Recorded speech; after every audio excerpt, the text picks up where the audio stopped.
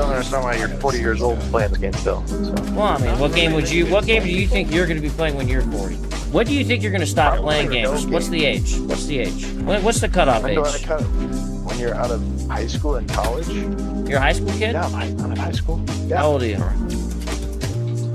Why does it matter? Well, I mean, you foresee yourself in the future quitting something you love, like video games? Do you not love video games? You just cruising through it? I mean, I think it's a little bit of a waste of time when you're that old. So. Well, how do you know? You're not old yet. I mean, I can think of probably reasons that video games would be a waste of time for a high school kid, too. Do you have a 4.0? Are you in honor classes to get more than a 4.0? No, but... You know what I'm saying? There's more things you could be doing to improve your life than playing video games, too, right? Yeah, you study and not play games. Hey, just recreation, man. Having fun. Ain't nothing wrong with that. All right, then. All right. Hello, we are live. Welcome to another episode of the Week in Culture. My name is Brian. No, I'm not confused about my gender. And I'm here with John, the problematic white guy.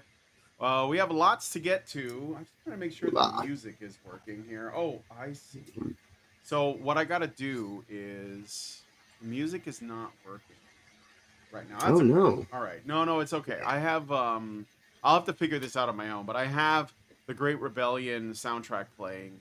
Shout out to the CEO of CULT for allowing me to play the music, but you guys unfortunately can't hear. I'm gonna fix this though in a second. But in the meantime, so please hit that like button, help us out. It would be really great. I know that this is awkwardly early for some people, but it is a Saturday show and it's a live show, and hopefully you guys can come hang out with us and chill with us and stuff while we go through some of the week stories and give it the Badger treatment, which is what we call it over at HBR, where we have a different kind of insight into some of what's going on because these dynamics have played out so many times in the past. But let's get started with today's story. So first, Concord is in the news. Oh. Yeah, you did not know you'd like to think that's over and done with, but somehow it persists. Yes, it continues. So Concord is in the news, even though the game is dead. Why is that? Well, so why is that? Thank you, Zeranx, for the super chat. So it's a Rumble rant. A Rumble rant of $5. He's a spoiler. They're hiding. Snakes in the grass always wait for their time to strike. Yeah, we're going to get to that a little bit later. But speaking of hiding, so Concord, there are rumors swirling that Firewalk Studios may soon reemerge. There have been some alterations being made in the back room of the Steam files. So people are seeing that there are files being updated on Steam for the game Concord. So the theory is, and you know what? I'm going to say this makes sense. So the theory is that Sony lost $400 million on this investment through marketing and all. They made a short for the Netflix show about it, and the game was an absolute disaster. Okay, nobody played it. It did, even the pre-release, the sort of pre-release that came out before the game came out was not really that great in terms of numbers. Okay? Oh yeah, they tried to send me 3 separate invitations to do the beta. And every time it was as I mentioned on the show before when it happened, it's dude, this is borderline harassment. You people need to stop. So there wasn't very it's just it is basically a fail. It's a terrible product, probably one of the most catastrophic failures in recent gaming so I'd say all of gaming history. Probably when you look at how it was nearly $1 billion of an investment that so far has amounted to 10 days of sad sack treatment when it was officially launched, and then they pulled it for the reason of what we're about to get into.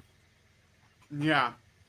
So this Twitter handle or this Twitter username Pirate Nation, who I guess does a lot of dives into like the files of various games and stuff. I mean, it's kind of in the name. It's kind of suggested in the name, but he or they posted this saying Concord files are still being updated via Steam DB, and this has caused people to wonder, are they planning on bringing the game back in some form? And the theory is that they're going to do a free-to-play version.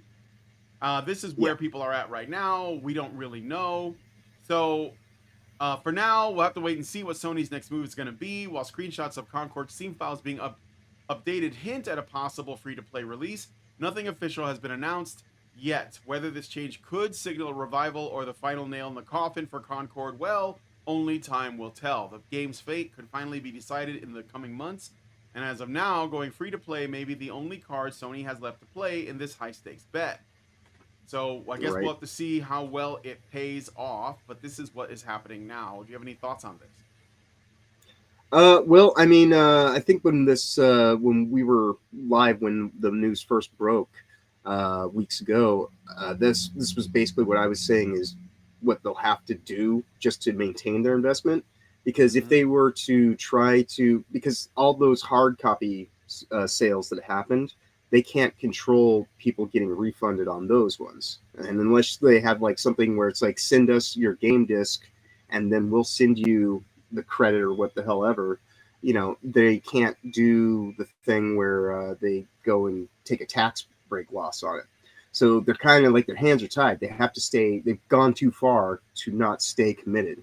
And so the engine's good, or good enough, so they can use that again for some other title, but it's going to take another year, you know, and that's if they do a rush job to change the skin on the game and don't really do much else with it. But there was people who complained about the pacing of it and this and that. So in the meantime, while they make those actual legitimate fixes to make a, you know, a better investment property, in the meantime, going free to play is about the only way that they can probably manage to get anything of merit, of note off the thing. Yeah, That's, I gotta say, from a business perspective, just a purely business perspective, setting aside the fact that the game failed on the basis of its awful art design and it's the sort of woke defense for it, because people were like, oh, you know, it did, like, they didn't want to say it explicitly because they're moral cowards, but people, like, obviously the progressive politics of the creators influenced the final product enough that it made it ugly, and it made it like unappealing in every way, and also very, very derivative. I mean, we've already had hero shooters before. We've already seen Guardians of the Galaxy, and the original was better anyway. Like, it just is a D-list version of everything. Okay, and when people said, I'm not giving, I think it was like $60 when it came out, I'm not giving you guys $60 for this trash. Game. Yeah, it was a full price game. And it was supposed to be, I think, a live service game. I could be wrong about that. Yeah, it just couldn't, it turned into a flop. And what you got instead was people, like, you can tell that they are defending the game on the basis of their sort of like agreeing with the politics of the creators by the way they talk about people rejecting the product. Not, they can't explicitly accuse you because they don't want you to think that the game is woke, but they will attack you for claiming the game is woke, which it obviously is, based on the fact that again, the characters have pronouns and they're body positive and they're oddly diverse and all of this other stuff. And there's not one white dude in the game.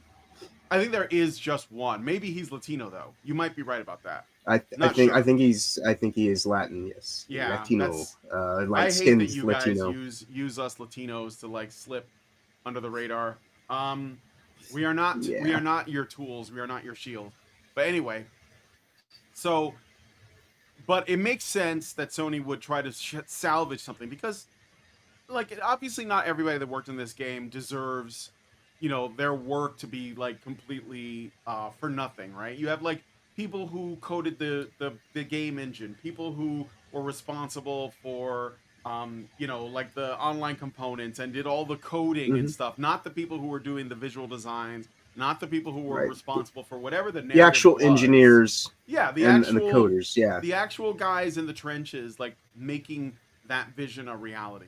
Right. And because Sony and everybody else involved, Firewalk Studios, they had already spent $400 million, almost $500 million on everything that this game is, the voice acting, the motion capture, everything, right? It's like, well, we got to Yep. get at least Yeah. some of this back, right? So here's what I think they should do. Mhm. They have a couple options. I don't know if this one of them options, but one is, I guess, make it free to play. Pray to God that the game is good enough that people will play it and spend enough money on microtransactions that you'll break even. Although I don't think that that's going to happen, because it's going to cost you money to essentially fix what you have here and then re-release it. So you're going to be investing even more. The other thing you could do is just cut your losses, Right. but obviously that may not be happening, considering that there are currently updates going through the game. The other thing they could do is they could do what they can to really refine the engine and then sell the corpse to another developer to make it to a completely different product. Could you do that? Is that possible? Could you Right. give this to the studio that created yeah, Battleborn, and then they could or Paladins, and then they could use it to make like a sequel to those games that probably deserved more anyway. I think that Battleborn deserved better. Yeah, honestly, well, but- in a sense, yeah, you could sell it as middleware, as just like an engine that other people could use. yeah. I mean, considering what they were talking about for Sony, this is supposed to be like their big, investment for like the next 10, 15 years. So like, and we've seen, like say BioWare, they've been using the same engine for going on 30 years almost now. So it's one of those things where, an engine is important, but to have a sound engine is even more important. Which is the whole thing we were talking about on Tuesday's show with the reason why Phalo is going to be such a disaster under the new moniker that they're going by, because they got rid of all their engineers and everybody who actually knew what they were doing, which is why now they have to go with the Unreal Engine, which is the thing that they either teach in art school or you can just teach yourself. Well, you can also tell that it's So- going to be a disaster based on the fact that the whole video is about nothing but the graphics engine and nothing about whether or Right. not there's going to be good gameplay or story Right. or whatever. Which it basically shows you how out of touch Phalo Studios is. The other thing I was going to mention too that you brought up about how the staff has changed. They fired a bunch of their engineers. This is one thing we're going to get into a little bit later, because I think a lot of people miss this.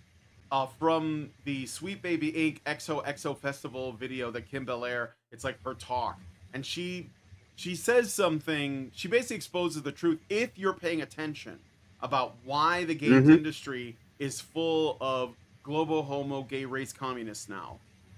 She exposes it in the video. If you're listening, you'll hear it, and she doesn't think that there's anything wrong with it, because that's the best thing about these people. I think that overall this is good, because they are so morally up their own ass that they will tell you all of the immoral shit they're doing while being convinced that it's actually moral. And so you if you're listening and you're not also up their ass, then you'll actually catch what's really going on. And so that's where I often say that people often show and tell far more than they ever reveal. But when the revelation happens, pay attention, because it only happens when people are at their most comfortable or most disarmed, or they're just completely, they just think that it's inconsequential. And so, that's kind of when these things happen. And so when it does take place, know exactly who you're dealing with, and never forget from that moment forward. Yep. So yeah, definitely if I was Sony and I was just trying to minimize losses, it's not a bad move, but I have a feeling that it's going to be rejected even if it's free to play, because there's plenty of free to play games out there that people would probably rather be playing. So good luck. You'll need it to quote, Smash TV. All right, let's move on to the next thing. Let me know what you guys think about this one in the comments. Do you think that these rumors are true? Well, I do want to mention to what Phil had said here, is that even if it does go free to play, how many people will actually play it? Which there's a point to that, is that when they did that, initial beta, that was free. And they tried to get me to do it 3 times, and I was just like, no, No, and I'm Yeah. pretty sure that everybody knows exactly what's happened now. So even going free to play at this point in time, unless they find a way to actually monetize the game for the player, and what would you even get out of it? Like, what you're gonna like earn discounts think to the buy stuff first- through the PlayStation Store? Yeah, the first thing You they know, should that do, would be the only reason that I would put up with it. Maybe. Yeah, I think the first thing they should do is make a free skin for every character in the game that isn't ugly. Good luck with that, though. Yeah. But I mean, that's the only way I could figure it out is like to make an alternate skin. Get the guys behind the first Descendant or whatever, or the last Descendant, whatever it's called, to create new models for all the characters and give them away as free skins. You know, there have been other games. I was going to mention this and I forgot, but I'm going to bring it up now. There have been other games in the past that have had disastrous losses and managed to crawl back from the pit because they took a moment to say, you know what, we were all wrong about this. You know, like this was a bad idea. Clearly, I was the asshole. Yeah, Let me like, we're make gonna some make restitution it right, here. right? Like I can think of two right off the top of my head. Number one, Cyberpunk 2077. It was a disastrous launch. And the It was king of it all. unplayable and on some platforms, and it took them like a year, but they got it. They got it right. And yeah, No Man's Sky. Yep, Yeah. No Man's Sky. Yep, and No Man's Sky is the greatest redemption story. That is I a would really say, good. in Yeah, that's a gaming really history. good redemption arc. And so it's not like they couldn't do it, but it starts with essentially like killing the ego, being humble, and saying and killing we your messed baby. up. Yeah, we messed up. This is not appealing to anyone but me. I gotta change, right? Oh, but that's the only thing that's gonna solve that, I think. Otherwise, they might just have to like cut their losses. All right. But anyway, let us know what you guys think about this one in the comments. If you're like into the coding thing and you understand what this is about, let me know what you think. Do you think that this is potentially them trying to salvage, you know, this horse that has died within 2 weeks or 11 days of the game's launch? Let me know. It didn't even make the full 2 weeks. Yeah, I think it was like Yeah, it was 10-ish like days. 10 days, 11 days. Yeah. I think I think they were on day 10, and we were on a live stream. We saw the news come through, and it was like 3 days, and we're shutting this shit down. And I was like, what? Like, yeah. All right, so let's move on to the next thing. Just a brief thing. So you guys probably heard the Netflix has released a new Lara Croft show or Tomb Raider show. I don't know if anybody watched it. I don't have Netflix, haven't had it in a long time. But as I understand it, Larry Croft is nothing like the character of old. And this is an article from The Guardian. I'm not going to read the whole thing. I'm just going to like get through a little bit of it. No, it's not worth it. No, but it's called Goodbye Cartoon Breasts, Hello Sweat Stains, the feminist reinvention of Tomb Raider. Exactly what we wanted. Finally, Lara Croft no longer looks like a strong wind would knock her over. Netflix's new animated series boldly reimagines the adventurer with no thought to the male gaze. So, I'm not going to read the article. Very dismissive thing to say to women, like in general, that old Lara Croft's like, because she was quite fit in her demeanor and her stance, and was highly stylized, obviously, because you're talking about a property 30 years old. But Laura, along with her gunboats, also had like she almost had like Chun-Li level kind of like, thigh action, in the sense that like, she does all this acrobatic kind of stuff and like, like picks herself up, like flips herself up, like her leg strength was incredible. And so to sit here and say that a stiff wind's going to knock her over, like that's completely out of pocket. You just don't understand feminist logic. You just don't understand feminist logic. Right. Look, feminists have hated Lara Croft. There isn't any. From the moment the first game launched. Essentially, here's the truth about feminists, okay? They hate anything that men like. That's it. Yep. That's the formula. And men like women, so they hate women now. They hate anything that men like, and they also hate any women that like men or like anything that men like. Like they're relentless. They'll never stop criticizing. And so this change only happened because somebody at some point caved and said, okay, we'll make Lara Croft a man. And now that's what hopefully it's not going to do well in the ratings. I have no interest in watching it. I mean, like, most people who are fans of Tomb Raider were women. So, like, that's why it's kind of I could make the argument, like, oh, my wife, like, Lindsay, she loves playing Tomb Raider. I bought her the remastered edition that came out not long ago. Remember the shitstorm around that when it came out? Remember Oh yeah. how when they made those that trilogy of like what do you call them, like rebooted Tomb Raider games that were basically Uncharted for women? Yeah. Remember those? Remember how like cringy woke those games were? You probably don't remember them. Maybe you didn't notice. But those No. I watched Melanie Like- Mac like do pieces on them because she's like, yeah, you like know, super what was it? huge. lore Shadow of the fan. Tomb Raider, like the first three, the prequel games that came out later, around the same time as like BioShock Infinite, which is also a woke as fuck game, Yeah. by the way. But yeah, I mean, like this was the inevitable conclusion. This was inevitably going to happen because anything that men like is hated by feminists, and feminists, despite their claims that they don't actually have any power, have a tremendous amount of power. Okay, so yeah, Lara Croft, R.I.P. All I gotta say. Oh, and did you hear? Speaking of Lara Croft, did you hear that they're doing a remastered version of the following 3 Lara Croft games? So so they did a remaster of Lara Croft 1, 2, and 3, an HD remaster, pretty solid. Okay, Right. and then they announced like the other day that they're gonna do 4, 5, and 6. Now I didn't even know that there were this is before like, you know, Rise of the Tomb Raider, Shadow of the Tomb Raider, but it was before that. Right. So like they're doing a remake of that. I don't know I thought that those games weren't good. I have no idea. I actually like those games, but I prefer the Legend Anniversary Underworld Timeline games. Yeah, I think Right. Underworld is one of them that's getting remade.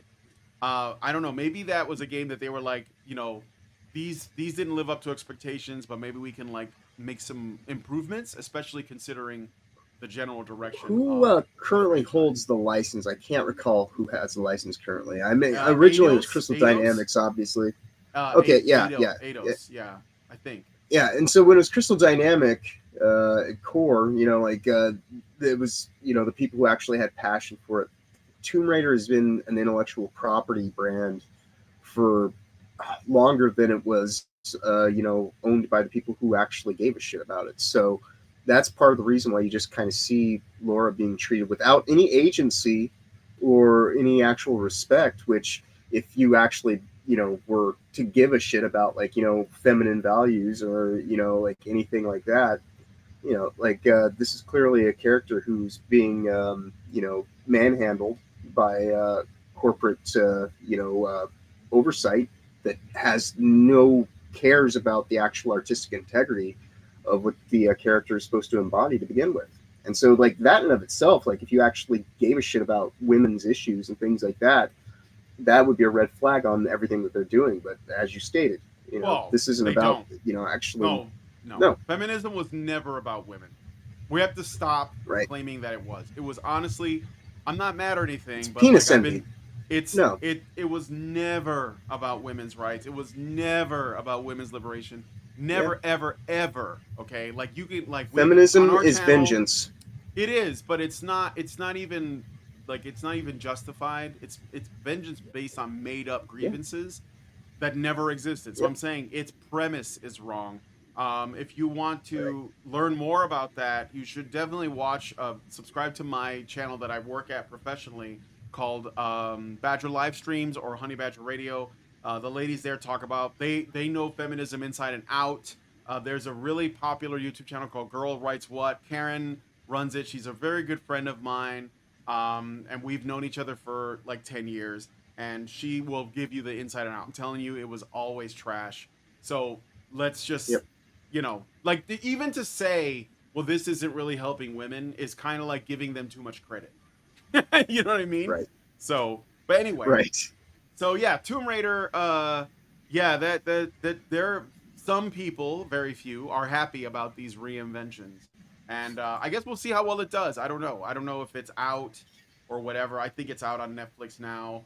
I'm not gonna watch it or review it or anything because it's not worth my time. Yeah. So I had no interest. yeah. Black Norwegian Templar or Norwegian Black Templar says feminism was a way for communism to get a foot in the door. Yeah. Well, I think that it Pretty much. there was a book, a really great book that goes into the occult roots of feminism. It goes back before Hmm. like the French Revolution. Like that's how old it is. Before lesbian space witches, there were just Yeah, witches. there were just lesbian witches that were trying to Yeah. undermine society. All right, but anyway, let me know what you guys think about this one in the comments. We're gonna move on to the next thing. So this is a good one. I thought this was kind of great, and it actually woke me up to something else as well. Zerang says for $5, there's also Fiamengo files on Studio B. Feminism is anti-family. Absolutely 100%. Janice Fiamengo, fucking great woman. I love her. Also a friend of mine, so check her out. Okay. So, no rest for the wicked. CEO Thomas Mailer teaches Kotaku senior editor Alyssa Mercante how making video games works after she attacked him as a dickhead. So, yes, I love the CEO too. I just look. I learned about this when this happened. I immediately went to look up his game, and it looks awesome. Like I'm gonna show it later, maybe if we have time to like show some games we're interested in. I definitely added No Rest for the Wicked to my wish list because it looks pretty freaking good. But anyway, Yeah. so Thomas Mailer, the CEO of Moon Studios, which is currently developing No Rest for the Wicked, gave senior editor Alyssa Mercante a quick lesson on how developing video games works after she attacked him as a dickhead. Mailer's education of Mercante occurred in the wake of ex-user XLN Genuine, I guess. Quailag. Okay. Quailag, like the... And I have a theory on that. Yeah, like Quaaludes. No, like Quailag is a character from Dark Souls. She was the Witch Oh, Queen. possibly. She was the Witch Queen. Quailag. She is part woman, part spider.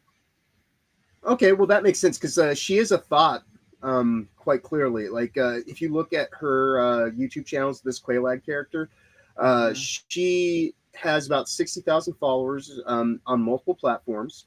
So like what she went and did was really kind of like just like like it's one of the most asinine stupid things in the world. Is like you should have just kind of like stayed in your lane, just did your thing, and like your life would be perfectly fine. Nobody would care whether you were broadcasting these lies that got you to this point. And also she's a fairly attractive woman with pronouns that goes by they them stuff. And this is what I think happened is I think that Mercante, pronouns Mercante, as I like to call her, these days, especially after what happened, I think she felt threatened by a younger, more attractive model that's kind of doing the same shtick that Mercante's done, right? And so like rather than like allow that shit to fly and have to compete with someone, she came barreling in like she's like like white knighting for this person when it's really just a way to lampshade this Quailag character to put the focus back on Mercante where she thinks that it ought to be, right? Yeah. And so when that whole fiasco didn't play out the way that she had anticipated, and she got schooled so harshly, I became a legitimate YouTuber that day because I was caught up in her, to quell her rage. She went on another banning spree, and so I am now banned by one pronouns Mercante, along with so many. I am Alyssa Mercante. Yep, I'm on the old lists. Yeah, I'm on block lists myself. Right? People who I don't even know have me blocked. I'm like, I don't know you. Yeah. Okay. But achievement unlocked, right? Yeah. She wrote in June, "Hey, new folks, I'm Ray. I work in the gaming industry in UX R&D plus game production. I worked on various software and hardware for Xbox. I now work as an independent media producer and had the privilege of working on the Dota Internationals 2023 and other gaming media projects." She then shared an image of Ori and the Will of the Wisps. So yeah, Quailag is a character she's one of the boss characters from the original Dark Souls game. She is a demon. So yeah, that makes sense. The post was brought to more widespread attention after Quailag made a thread attempting to defend the video games industry embrace of woke ideology. She even began her defense by claiming that DEI consulting companies are not bullying studios into changing creative direction, despite Sweet Baby Inc. CEO Kim Belair publicly encouraging bullying tactics at the Game Developers Conference in 2019, where she instructed attendees to terrorize game developers. Belair said, well, we already know this line, so I'm not gonna read it again. Mhm. So Yeah. then we got Mailer, the CEO, Thomas Mailer, who stated, "I'm the director behind both Ori games, and I don't know who you are. You were affiliated with Ori." Thanos. Wow. Yeah, I Ori. don't know who you Yeah, are. Ori 1 and Ori 2. Like, you know, like, Yeah. she's.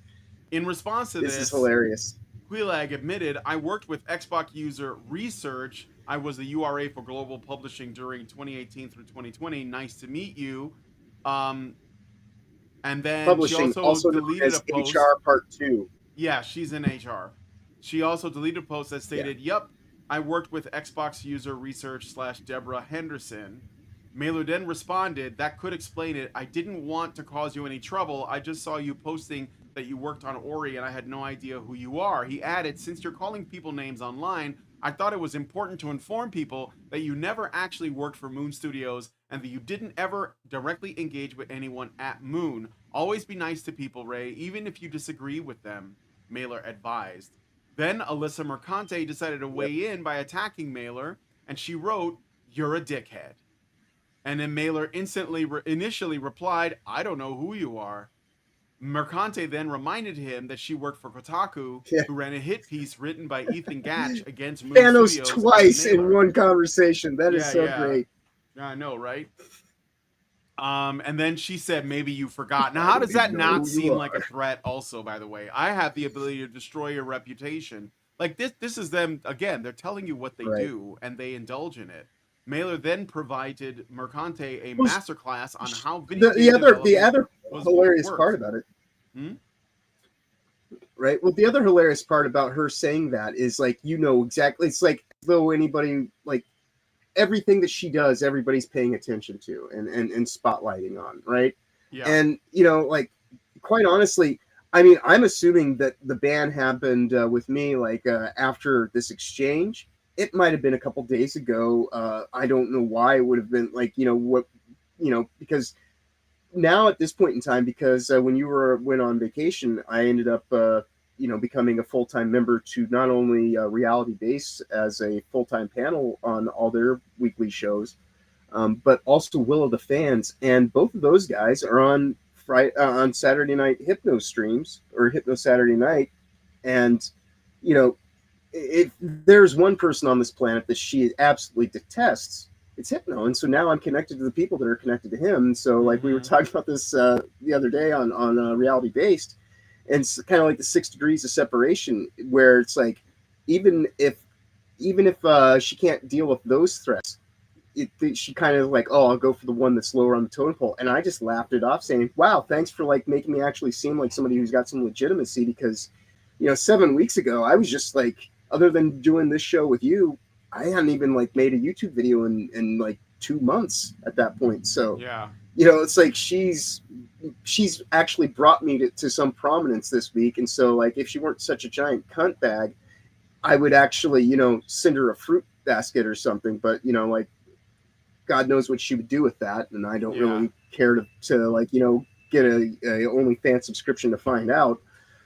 So, you know, like, it's absolutely laughable and detestable, like, that she sees herself in such a narcissistic light of, like, "Oh, you have to know who I am."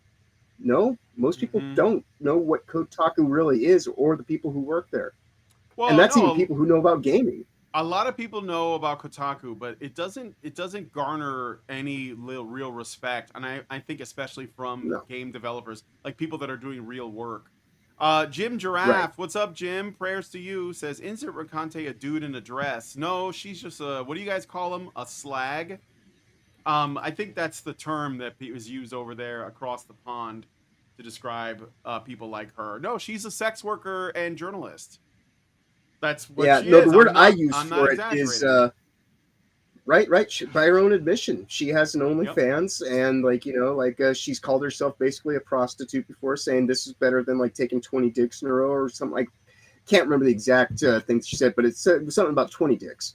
But no, the word I prefer to use is slunt, because it gets right to the quick. Yeah, You I know know it exactly does, what I'm but saying. I like the word slag rolls off. I think the English have like Oh yeah, slag, cooler slag. Oh, that is insults, the nice thing though. Is Yeah, I yeah, like it's a they little bit roll off the more tongue. flowery. Yeah. All right, but anyway, um, so this is what Mailer said to Mercante. So I think like what? Well, I'm gonna read this and then I'll give a comment. So it says you're apparently a Yeah, journalist from go ahead. Kotaku. So I'm guessing you haven't worked in actual game development yet. Let me try to explain the thing that you posted about, which I'm guessing was from that hit piece from a few years back. Yes, I'm guilty of what's stated Awesome in that burn. image, and that's okay because this is the normal creative process. We we brought tons of veterans into Moon because generally great people want to get the opportunity to work on great projects, and that's our goal at Moon. We always set out to create the kind of games we'd love to play ourselves that fill some hole in the market. You might know about filling holes, Alyssa. Because for some reason these holes haven't been filled yet. And so we're all incredibly passionate about what we do, end quote. Then he continues with elaboration. With great talent comes lots of enthusiasm and passion, which absolutely leads to arguments because ultimately everyone is working hard on getting their vision into the game. But also, everyone at Moon understands that we're working together as a team. So the point of these arguments is then to try to convince each other why this or that solution would be the best thing for the game we're making, and the best solution ought to win. Most of the times, the beauty behind these arguments is that everyone gets a chance to contribute, and more often than not, the actual solution will be one that ultimately everybody contributed to because we're dealing with very complex issues all the time, and complex problems also often need complex solutions, he explained. Right. It is often a chaotic process, but it's controlled chaos. And yes, absolutely, every now and then I have to put my foot down and set the direction because I'm the game director, and ultimately it's my responsibility to ensure that everyone knows where things are heading and that decisions get made, he stated. He continued, Wow, yes, it's almost like a role or a yeah, it's almost position like that he one takes would his have. job And, seriously, and it has to do with right. meritocracy.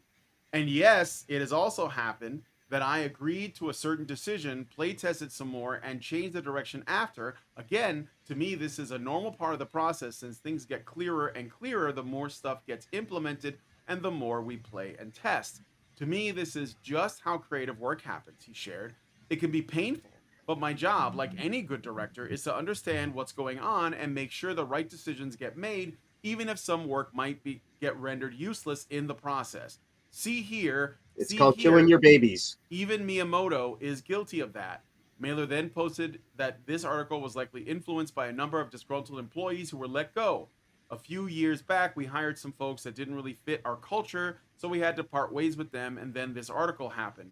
Wasn't a great feeling to see some ex-Moon folks talk badly behind our backs, but ultimately it just made it clear that these folks shouldn't have worked at Moon in the first place, and I hope they're happier now wherever they landed. I don't know why you're out here cursing out game developers and what your whole deal is, but I hope that gave you some insight into the creative process and its messiness and beauty, he shared. He then concluded, writing, I hope you have a nice day. Yours, Dickhead.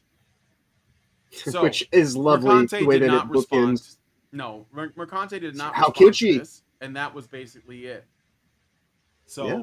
what do you... But her response though was she went on a rage tirade and calmed herself by trying to squash the weak, the small, and the insignificant, which is what I was just talking about, with myself being one of the... There's a few other people who got blocked that day as well, which is her standard narcissistic MO of, oh, someone hurt my feelings, I have to go and try to squash someone else. I never even I don't comment to Mercante's stuff or anything like that. I do make fun of her from time to time and call her pronounced Mercante, but now I just call her pronouns Mercante because she's kind of a mafioso. So I think I don't have to put it in the past tense. This is who she is. She is pronouns. Mm-hmm. She's pronounced Mercante, and she just very much not worthy of actually having a legitimate name. So this is what pronouns are for. I usually try to address people by their actual given names and things like that. I really don't use pronouns all that often. But for her, I'll make an exception. And her pronouns are pronouns. Yep. So all I'll say about this at the end of the day is that the purpose of what she is doing, this is what these people want to do. they're trying to engineer the culture of gaming itself. They're not just trying to take over the game's developers. They're not just taking over well, they've already taken over like the journalist end of it, but they're not only trying to change like the games that get made. They're not just trying to change who gets to play them and who doesn't. They're trying to change the culture itself. And they always work top down. So like one of the tactics that the game's media, the prostitutes do, is that they essentially put hit pieces out about devs, and they do that in the hopes that they could like destroy their business by saying, why would you support that company? Now, if that company gets instead, all of the members are fired and then replaced with their woke counterparts, their bizarro world counterparts, then they will promote them and support them because they're trying to change the culture itself. And the fact that there's anyone that puts their foot down and draws a line in the sand and says, no, I'm not doing that, and this is why, and I appreciate his very like rational explanation. It's not going to change anything though. They're still going to come after him.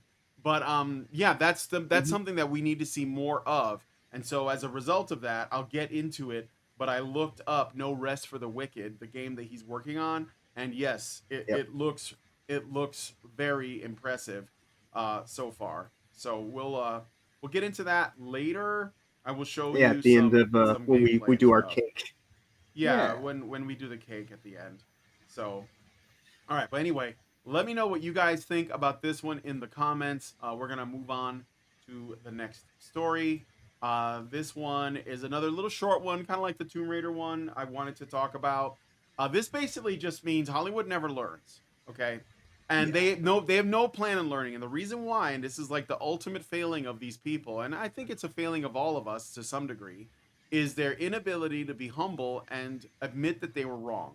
They can never, ever, ever do it, okay? It's like, they just can't do it. So, toxic fandom. Right off the bat, that's I'm not going to read the whole article. I'm just looking briefly. This is on Variety.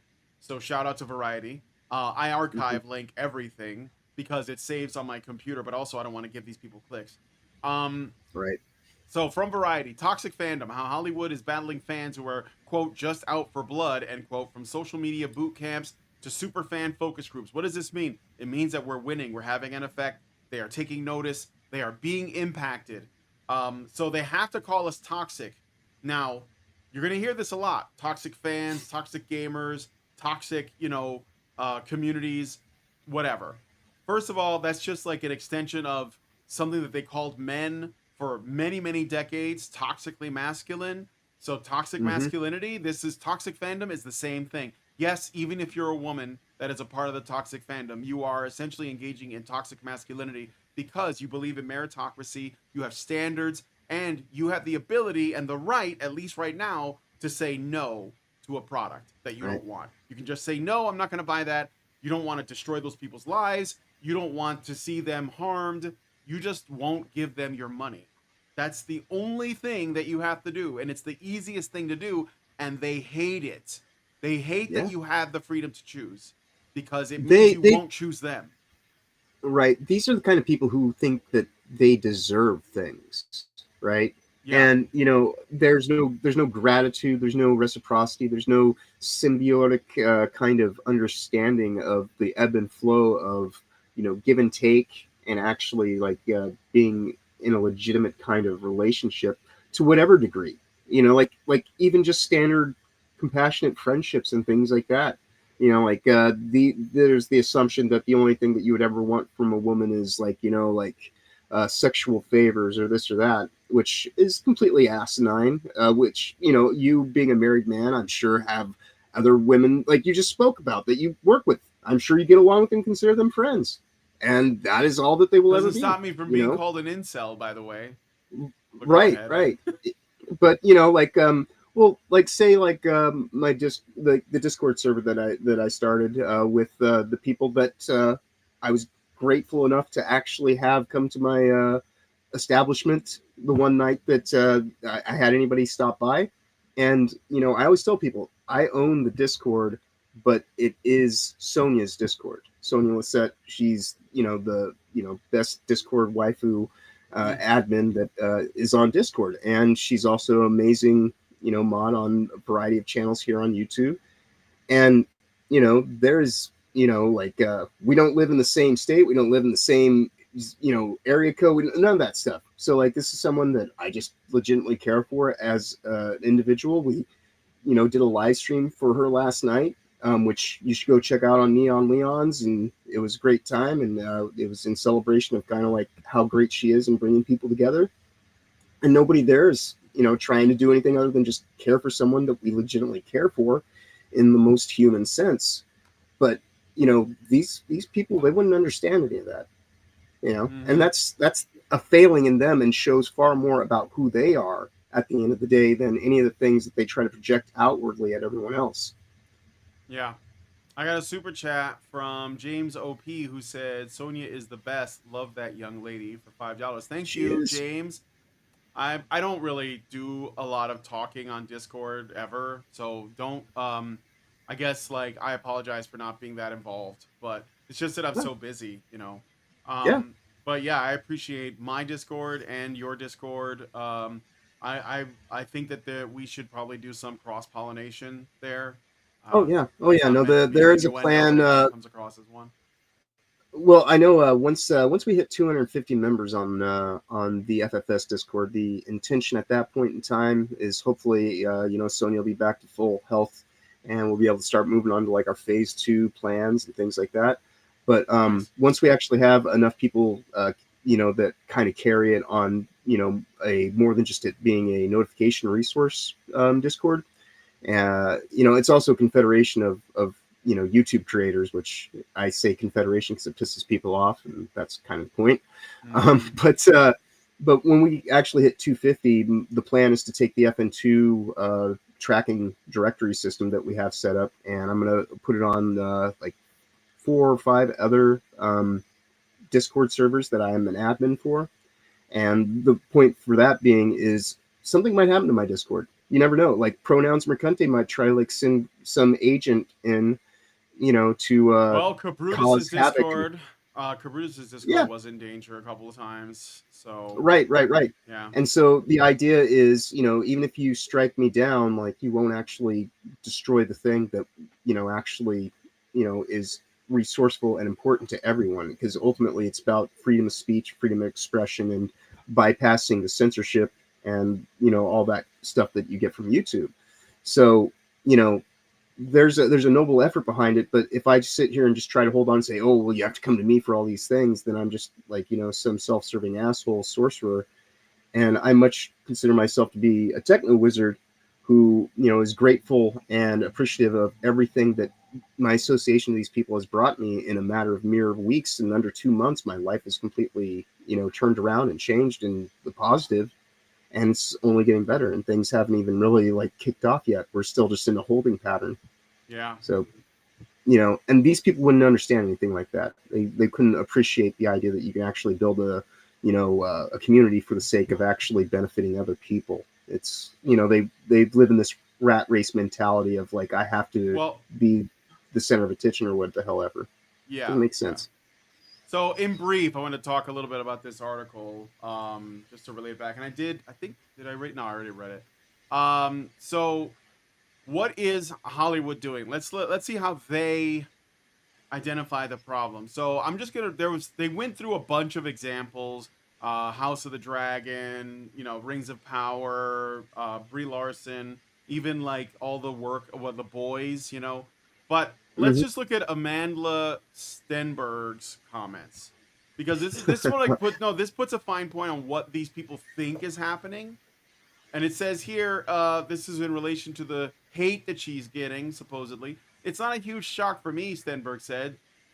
Since the series was announced in 2020, she continued, we started experiencing a rampage of, I would say means I don't know what it is, but I am a mind-reading feminist, so I can tell what's in the hearts of people.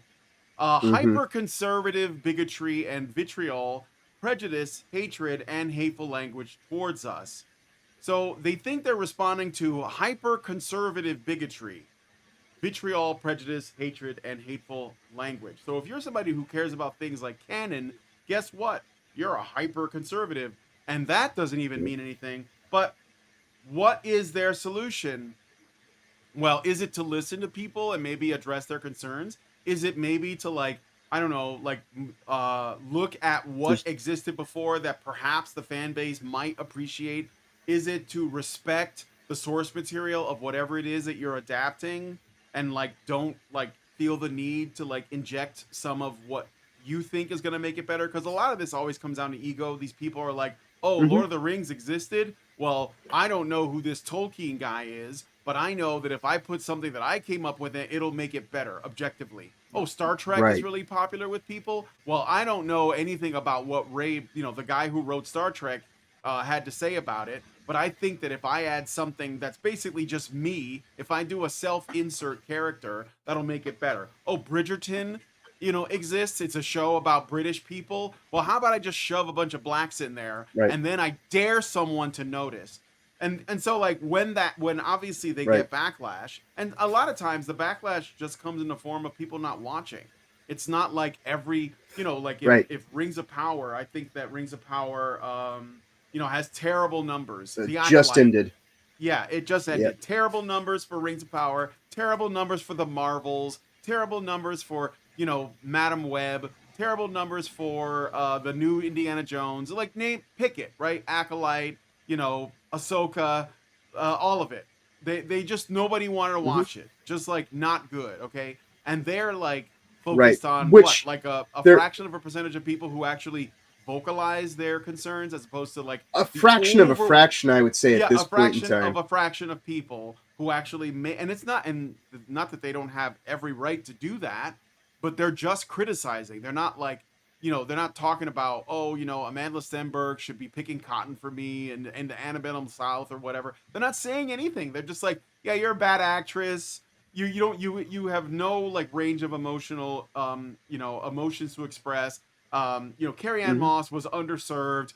Why'd they got the guy from Squid Game because he was in Squid Game, not because he speaks English. The story's awful. Yep. Lesbian space witches are stupid. Like the whole thing is just dumb. I'm not going to watch it. That's like the roughest criticism. Right. But mostly, these are also the people who told us. Yeah, these are the people who told us don't watch, and then they complain when people don't watch. But then I honestly believe, as it applies to Acolyte specifically, and I've said this multiple shows at this point, but there are people like me who said it was a comedy of errors and was, unintendedly one of the most hilarious thing I've seen in years. And I have no problem with them making a season 2. I want there to be 27 seasons of The Acolyte. Of what? Oh, The Acolyte? Yeah, seriously. And I'm not even joking, because it's fine if they want to throw more money at it, I don't care. Right, and I swear that's the actual reason it got canceled, is because it's like, no, please, make more. You haven't hurt me. If anything, you've actually brought some whimsy to my life, because it's like I get to see your sad, pathetic, failures as all like in Rings of Prime, this season 2.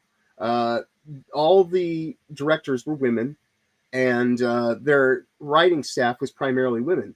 Now, when they get to their next season, all those writers are not being brought back.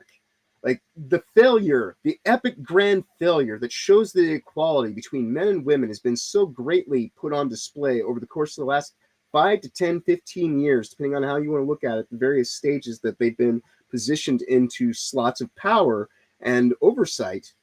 We know now more than ever that women are just as bad at, leadership roles, quote unquote, if not worse than most men. Yeah. Because look at all these properties that haven't been able to generate any profits, and so to that I say, way to go, ladies.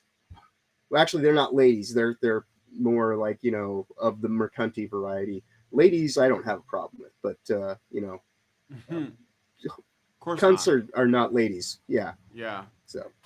So their solution is essentially, let's take our bubbles and make them smaller and harder. So they have these super fan focus groups where they just bring in more people who agree with them to essentially support their awful decisions. So that's let's make the bubble smaller and harder, which is obviously not going to work out for them. Essentially, they are ensuring that their bubble is their audience. So it's going to be really small, and they're not going to be successful. So that's one, and that's basically just like, again, it's just like I can't be accountable. I don't believe in it, so I'm gonna avoid it at all costs. And the other thing is what they call social media boot camps. You know what social media boot camps is? I shit you not. They train the people to deal Mhm. with hate by essentially simulating hate online. Yep. And Yep. I wonder, is this not a way for the people who work in the like for these, like, I don't know, the people who run these groups to just be like as sexist and racist as possible and call it training? No, I'm just training you. Yeah, I'm just, Right. I'm don't know. I don't really mean to call you a bitch that, like, and tell you to suck my dick and go to the kitchen and make me a sandwich. I'm training you for the online toxicity that Hate, I and promise yeah, you you're gonna get. So let's do a couple more rounds of me calling you names and like threatening you. That's supposed to help. Like, all they got to do is, number one, grow a spine. Number Mhm. two, step back and say, maybe we are making trash. Nobody wants to watch it. Understand that art Right. is not really subjective. And then lastly, just like improve, just do better. I don't know what else to say. Just do better. So, Use our own lines right back on them. Do better, yeah, Senator. do better. Like, yeah. Do better, Senator. So right, and that's really is like what a lot of this comes down to is, like their inability to want to find common ground. And actually, it's like, I remember, like, like where a lot of this women should be, like the election that we've got going on. Men are afraid of voting for a woman to be their leader. It's like, well, no, it's not that I'm afraid of that, but I'm also just not going to vote for someone because they have certain body parts. Like, like I actually want to, be, not enchanted or enthralled, but actually, like, earn your merits, right? Mhm. And like as it applies to this upcoming election, Kamala Harris did not win any primaries. She didn't like any of this. Like, she literally just one day was like, "Oh, now I'm the nominee," and it bypassed the entire process. So, for all these people, want to, like bluster everyone and blow hot air everywhere and bloviate about how important democracy is, even though it's a constitutional republic. The whole point of, like, what they do is so far removed from a democratic process that, the writing's on the wall. And so if you actually, like, cared about those sorts of things, you wouldn't be trying to force someone down, like, everybody's throats that clearly has not earned it and is not an actual capable leader, just some lady who happens to be in a position of power who looks like she's half drunk most of the time. And, like, when you're not seeing her, she's probably fully drunk. Mm-hmm. That's my take on the lady. But we should continue on with this, because we're actually starting to get to the fun part of the show, the pedo van. Yeah, so let's move on to the next story. Let us know what you guys think about that one in the comments. So we're getting now to, like, kind of the main subject. It's going to be in two small parts. I want to talk about Sweet Baby Inc. and specifically what has happened with them recently. So Sweet Baby Inc. has changed their website. Do you guys know about this? But have they? Have they? Well, they've kind of gone into hiding. I know, but it's like this is why I did the artwork that I did today. Is like, once you know a pedo van is a pedo van, I don't care how many coats of paint you put on it, it's still a pedo van, and that is SBI's website.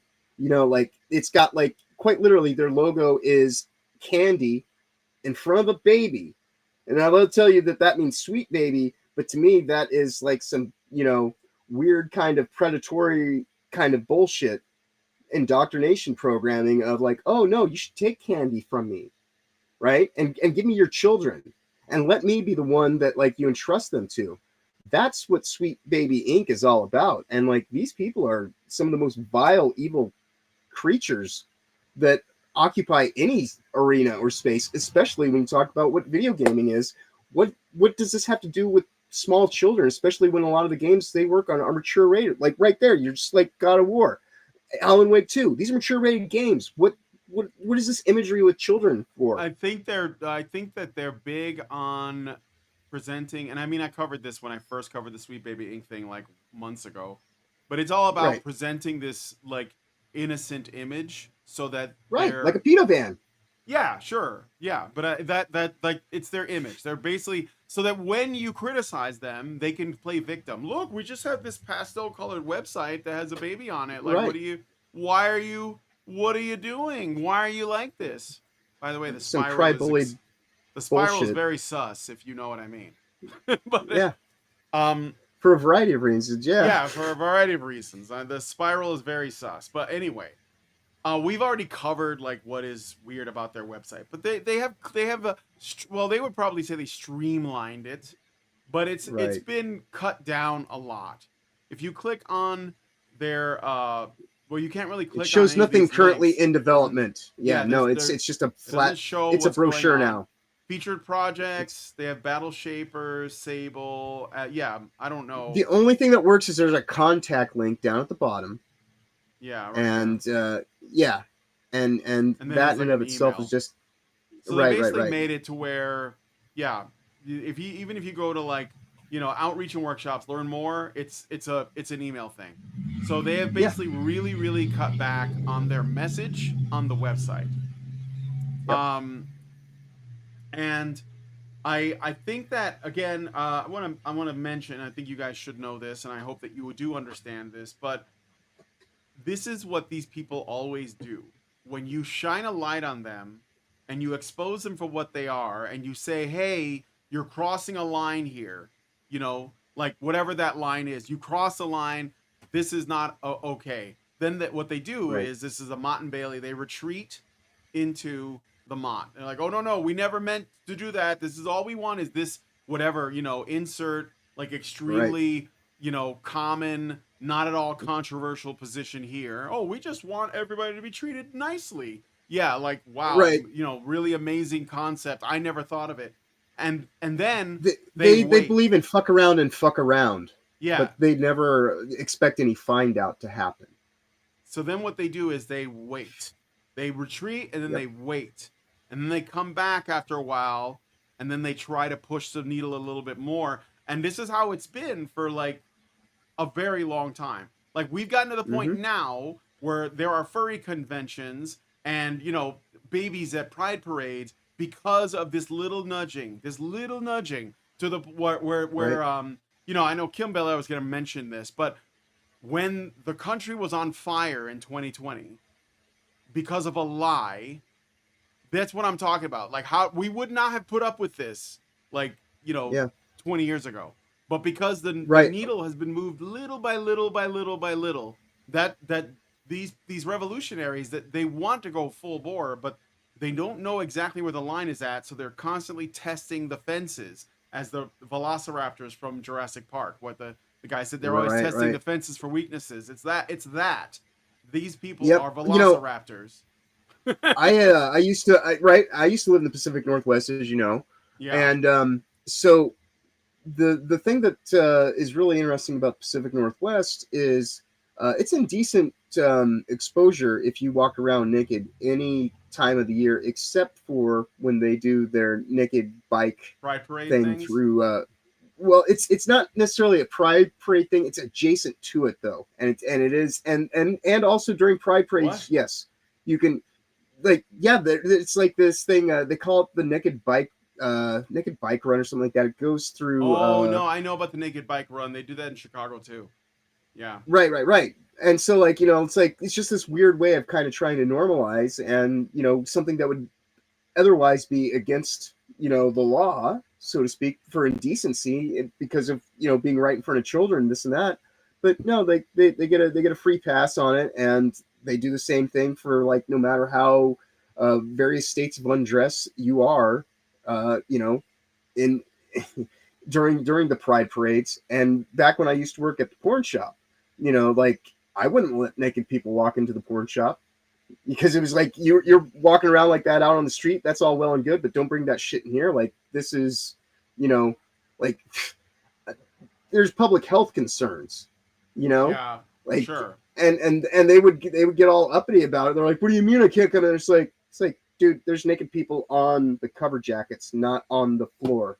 So keep it outside. Oh, for sure. You I know? mean, but you can see how our, like if you've been paying attention, you can see that our culture has moved more and more towards this degree of, I don't know how you call it, but it's wokeness. It's essentially wokeness. And Mhm. we permitted it for a while because we thought people were acting in good faith.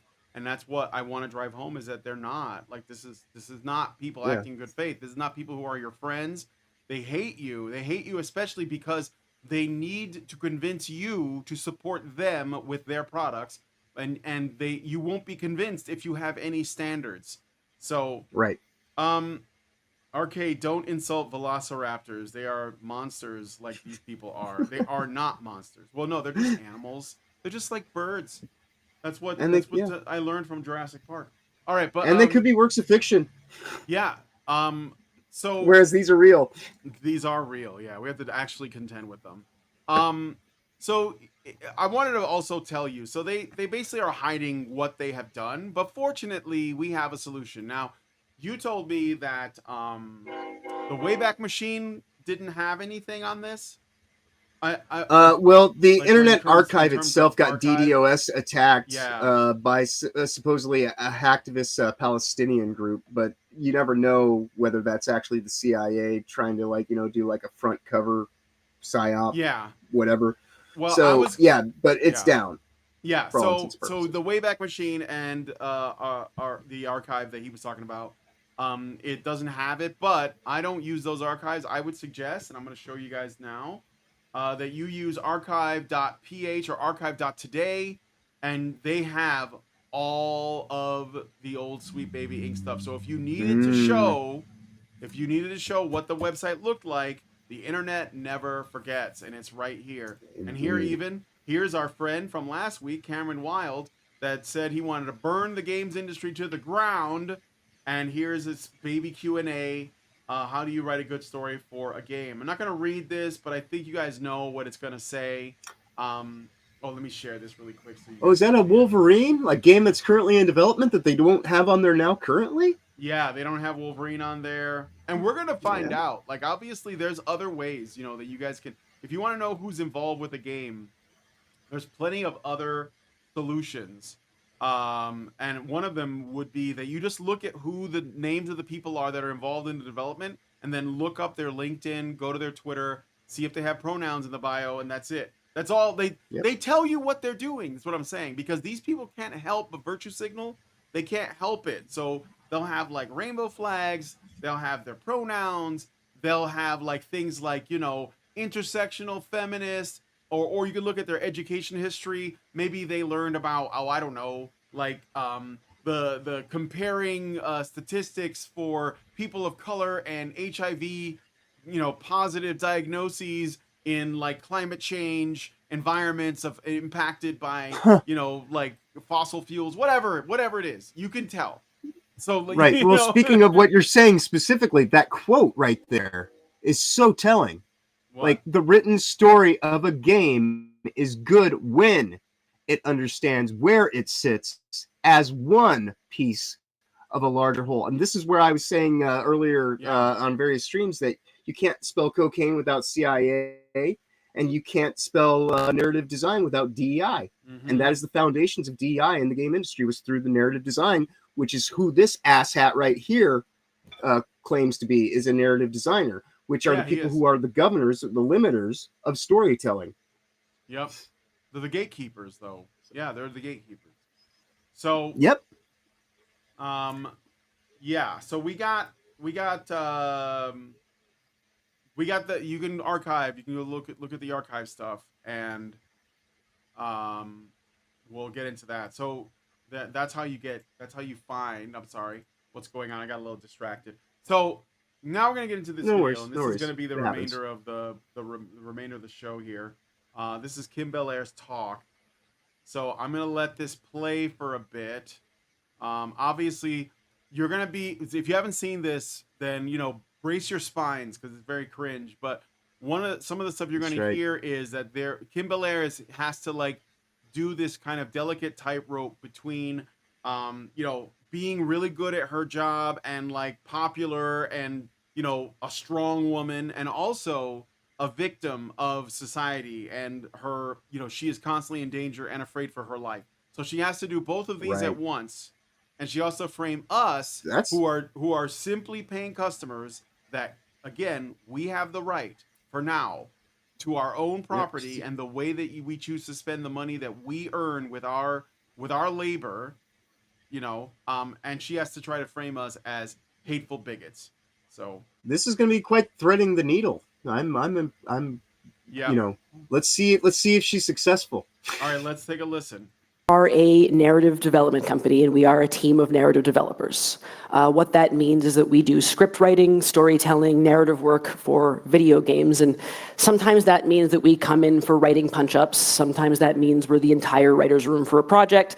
Sometimes that means we're coming in very, very early on and helping them start the groundwork, the world building. But what I want to really stress is that all of our work focuses very heavily. All right, so we watched the 2019 video, the GDC one, and this is now 5 years later. Just listen to her voice right now, the quality, like all that joy, all that whatever, that sass, that vigor of like, get in contact with the marketing department and terrify the devs. Yeah. That's gone she now. Is 5 years older, but maybe she right. smokes. But Maybe what she I'm saying smokes. though is like, maybe, but I highly doubt it. Like, what I'm saying is like, you can tell that there's something like underneath it all. Like she is like, this is like when Sith age rapidly and like, it's just, this is it. Yeah. Her darkness is catching up to her. There you go. And she can't avoid it. It's coming from the very inside. Seriously on story. That is what narrative development is. We started out in 2018, but it was really in 2020 that we kind of came to any kind of industry prominence, and it was on a backdrop. So remember that 2020, there was stuff going on in the world around that year. What is could that have when been? they blew up. Yes. So let's see if she remarks on that. Of the COVID quarantine, sending everybody home from the office. So COVID quarantine, that's completely out of our control unless you love the government. But this is where it really comes home here. Me Too sweeping through the games industry as various bad actors were named and shamed appropriately, I should say. And also the Black because she was the head of the Matter Whisper protests. Networks. She was involved for sure, but not only She was- that. It didn't matter because when the Me Too movement was used to fire a bunch of like well-qualified men simply to fill those positions with unqualified women, because that's all that happened. Well, it happened in I'm not every speculating. industry. Yeah. All right. So like, there's this thing called GameIndustry.biz. It's a website. She does freelance writing for them through the course of history. Like I did a lot of research on Kim, more so than most people probably would have back at the time, because I really wanted to get an idea of how she ticks and how she operates. And yes, she flat out said that she was the ringleader of a Whisper network and did everything she could to destroy people's lives. Yeah. She wanted their jobs. And so this is what they did. I've said it many times already, but they did this in Hollywood. They did this in the animation industry. They did this in comic books. And they did it in video games. And it was all because there are people who are activists that don't have any talent that want to work in these industries. And so they because they happen to be activists, they could use the Me Too movement to destroy people's lives and take their jobs. Right. And that's what happened. They hate others. Yeah, they hate others for the talent, skill, and abilities that they lack. And since they'll never have those things, they have to find a way to deplatform you and delegitimize you and get you completely blackballed and ousted from the industry, so that the only people that are left to be able to be chosen from are their lot. And they also are able to get government funding grants because of their minority status and things like that. Yep. And no one wants to tell them that they don't need a narrative development company, because the people like Sweet Baby Inc. will terrify them with the knowledge of what will happen if they don't give them their way. And what does that mean? Well, Me Too. That's one example. Like, what is Alyssa Mercante when she wrote Kotaku wrote that hit piece on that other company, that developer, right? What was the purpose of that? It was to scare them into essentially submission, bending the knee, so that they can control them. So that's all this is. This is always a shakedown, okay? But let's hear this. And she mentions me too. This is what I'm saying when they say they always like they tell you exactly what they're doing because they can't help but virtue signal, and so they just wear it. They just wear it like a badge of honor. Yeah, I use Me Too. Me Too happened, and it was justified. She even says it. Justified, right? And Black Lives Matter. She's going to say that was also justified. Another tool, by the way, to get people fired from their jobs, just like the Me Too movement, and then install whoever they wanted, usually themselves. Right. Well, she can't grasp anything that's beyond the reach of her own haze, and her projection is the only thing that she sees the world through. So, yeah, this is very ideologically minded speech. Buddy home from the office. Me Too sweeping through the games industry as various bad actors were named and shamed appropriately, I should say. And also the Black Lives Matter protests were in full swing. At the time, the industry was kind of responding in the way you might imagine, with a lot of corporate overpromising, but within the writing sphere, there were a lot of offers for portfolio reviews. Like, hey, if you're a marginalized or especially a black dev, we would love to give you a portfolio review. And okay, so what was going on? BLM burning cities down all over the country, even in countries where it didn't make sense. They were tearing down statues in London. They were burning down, they were setting fires in Canada. They were starting shit in Australia. So if anyone who was paying attention would realize that this had nothing to do with race. It was nothing to do with it. Just like feminism has nothing to do with women. Okay? Yeah, and I get a little it was about destroying small businesses. Yeah, it was about destroying, well, that's who was harmed. I mean, like, big businesses have insurance, but like the guy with the, used car dealership, like he can't bounce back from that. So yeah, it was about the destruction. It was about burning everything down. It had nothing, just like I said, nothing to do with black people, nothing to do with women, nothing to do with LGBTQIA plus people, nothing to do with natives, nothing to do with any of that. It was only about the revolution. The issue is never about the issue. It's only about the revolution at all times. So you guys, you have to understand this, because people will come out and say, well, I'm not racist. I know a guy. And then you could have all the evidence in the world for it. It doesn't matter, because that's not what we're talking about. They are lying to you. Okay? Well, here's the other face.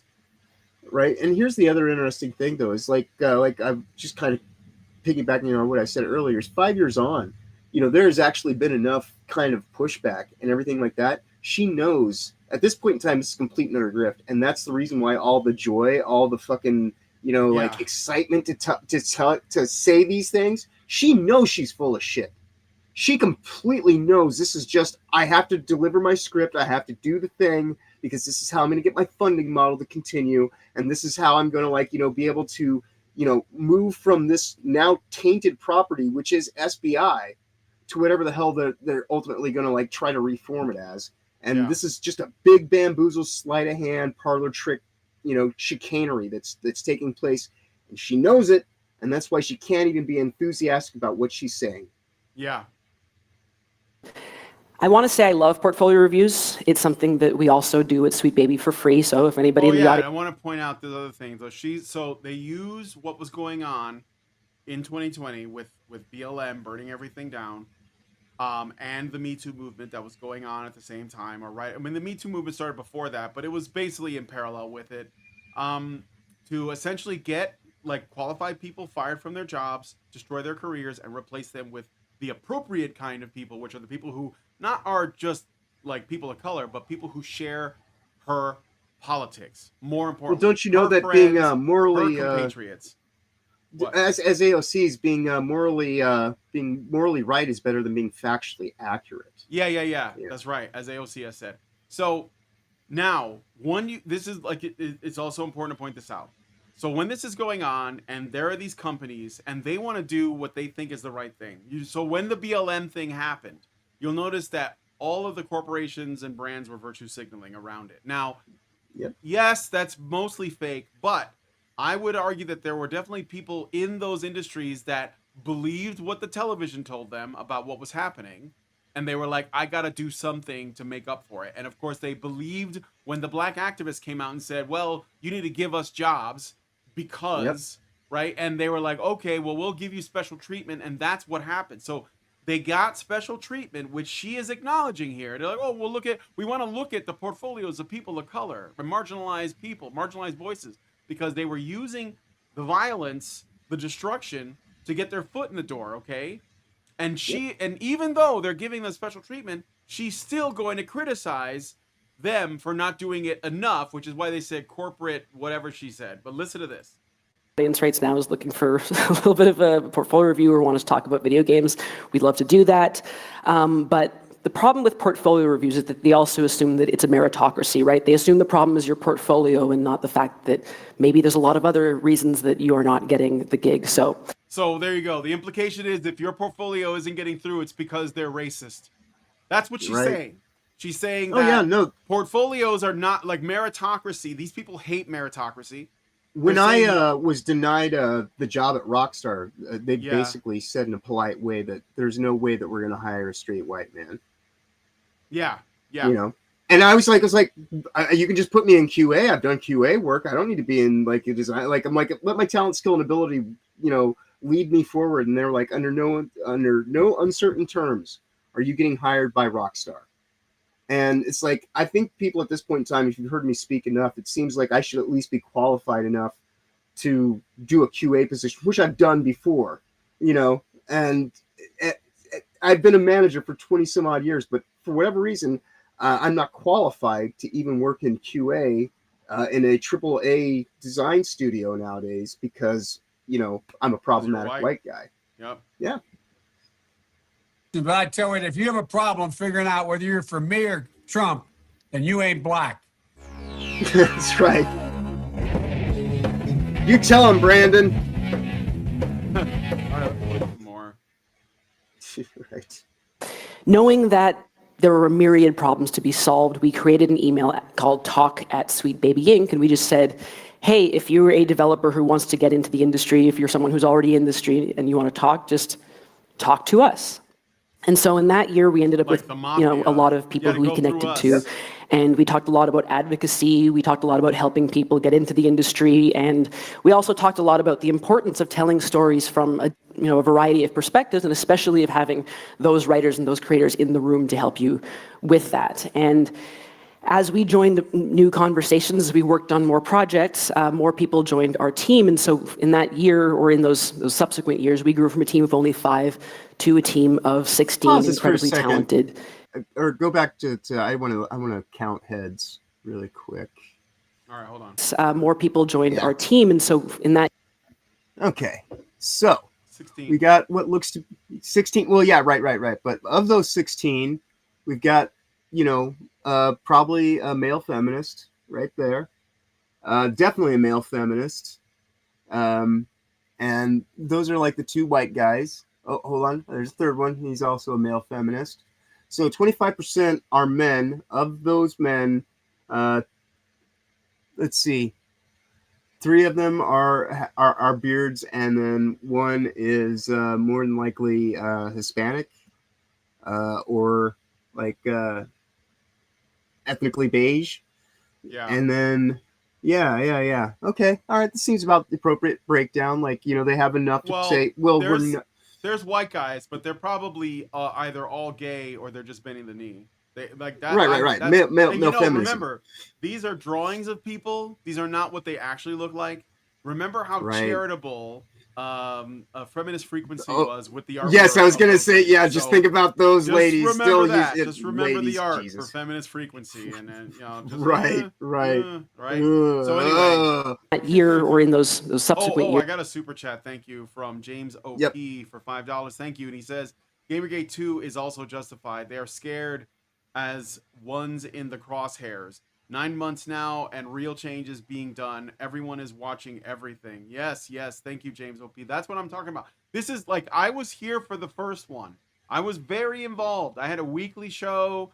I brought on people. Sometimes I did 2 shows a week, and I talked to journalists. I talked to game developers. I talked to all kinds of people, and I had lots of guests on. And this is way bigger than it was. Well, there's more impact. I'll put it that way.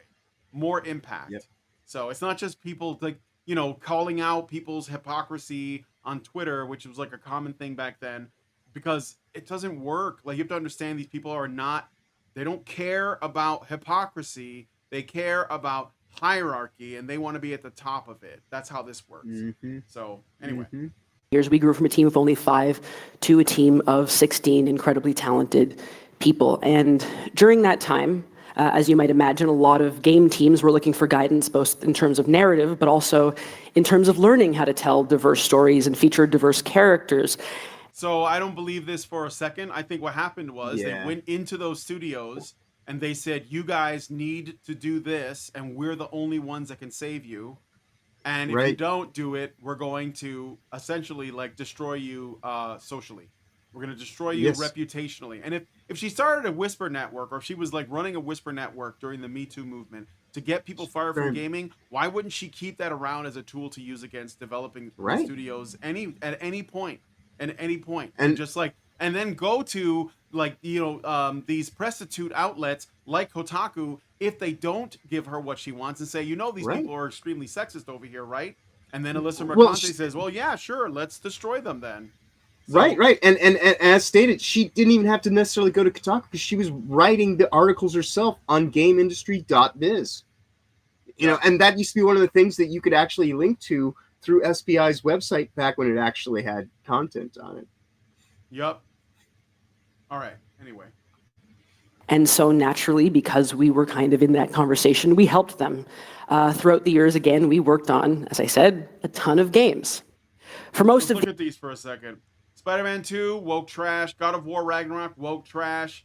I never played this, whatever this game is on the bottom right. Usual Jade, Sable, Run, Jump, Dunk. Yeah. I don't know what that is. And Kim then Bel-Air Alan- Simulator. Right. Yeah. Are you in all of these games? Alan Wake 2, like, pretty much. okay. I have a guy I know, and his name is Mike, and he helps me out. He loves this game. He's like, you will not attack this game. I'm like, look, I know you like the first one, but I'm just saying, Yeah. I think on principle, and this is hard for people, on principle, you Mm-hmm. shouldn't support this game. Like, I played Control, Yeah. and I didn't dislike it. I actually had fun, but I didn't think that it was like trying to like push some message on me just because it featured a think that slightly that's- less than generally attractive woman as the main character. But I wasn't thinking about that. I was just playing the game, Right. Sagar, the way that they did her dirty and Who? turned her into Kim Bel-Air's, like in Alan Wake 2. It was like a the journalist that ethnically was beige. white in the first game or something. Yeah, the ethnically beige character that you play as in that game was originally like Scandinavian, blonde. She was in like actual like the cinematic scenes and whatnot. Yeah. But yeah, like Kim Bel-Air in her 2019-2020 talk that she gave at GDC, the one that we ripped apart, around this time last year when SBI was first kind of like, oh, this is when everybody thought, oh, SBI is like the thing that's ruining game. It's like, no, it's just an agency. And, like I would try to explain that to people, and it took like months. And then like people of prominence actually finally said, oh, you guys gotta understand there's more than just this one company. It's like, yeah, that's why they're called consultancy firms, not the firm, but she herself said that like her main impetus into like, kind of doing the thing that she does is she felt obligated to make, these characters that didn't reflect her. And then she wanted to put herself in a game. And boy, howdy, has she done that time and time again. And we're all suffering for it.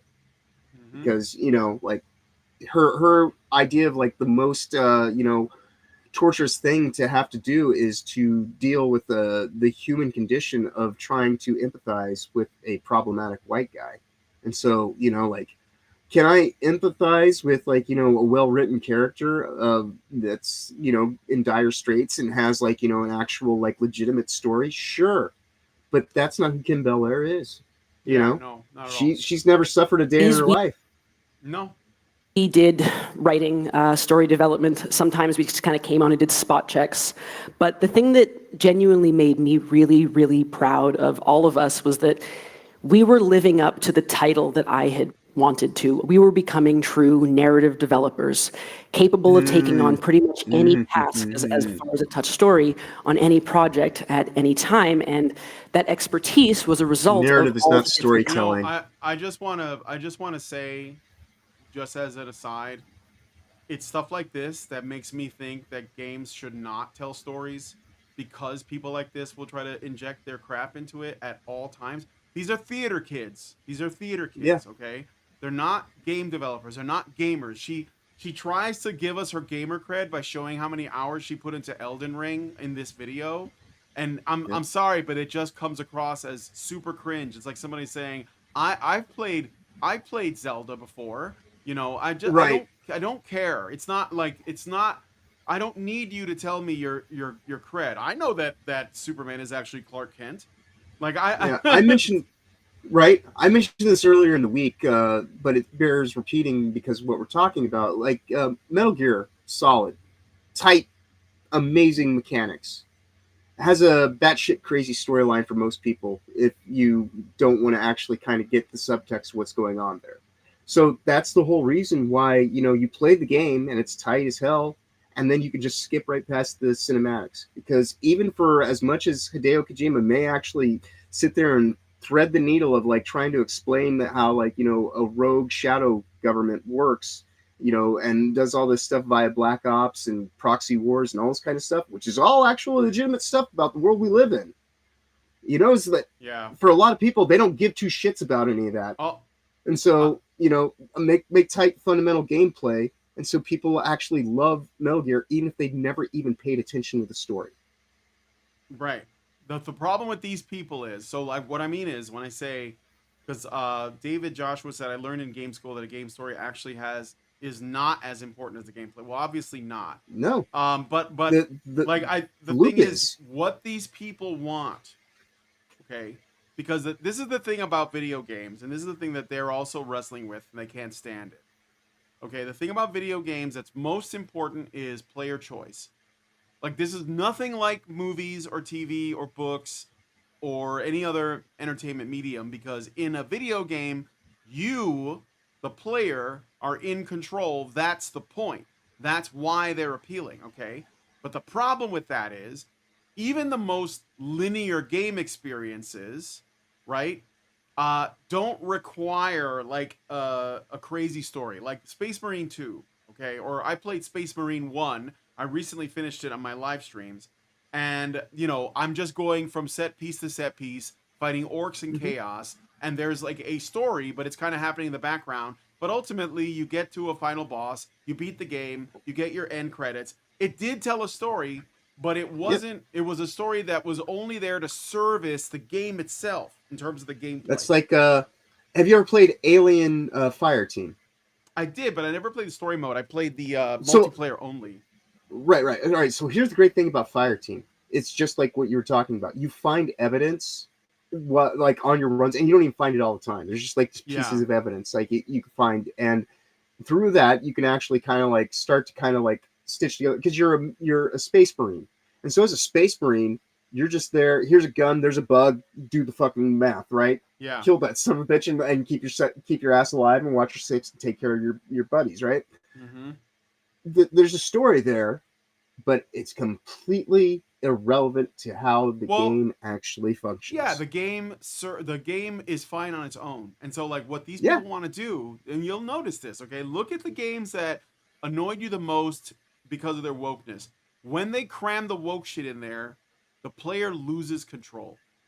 Like sometimes literally you have no control over what's happening, because they're just going to do this thing to you. So there's like a scene in God of War Ragnarok where Kratos has to confront his younger self and realize that he was awful and like, you know, a total like bastard, and it basically took a shit on all the original material from the original God of War games in one scene, and you as the player just have to watch it. You can't do anything, you can't make any choices. It's just them sitting you down and essentially preaching at you.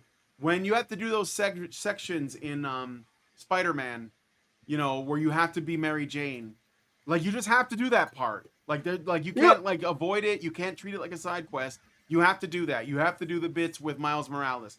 You just like they're just telling you got to do this now.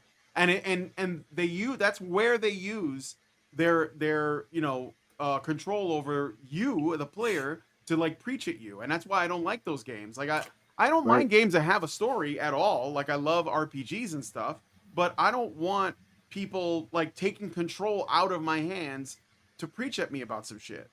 So yeah, they don't actually need a story. Like Tetris doesn't have a story. You know, you could say Mario Brothers doesn't have a story; it just has a premise. You know, like Double Dragon or Pac-Man. I don't need to know what the deep lore is on the ghosts. I don't need to know that.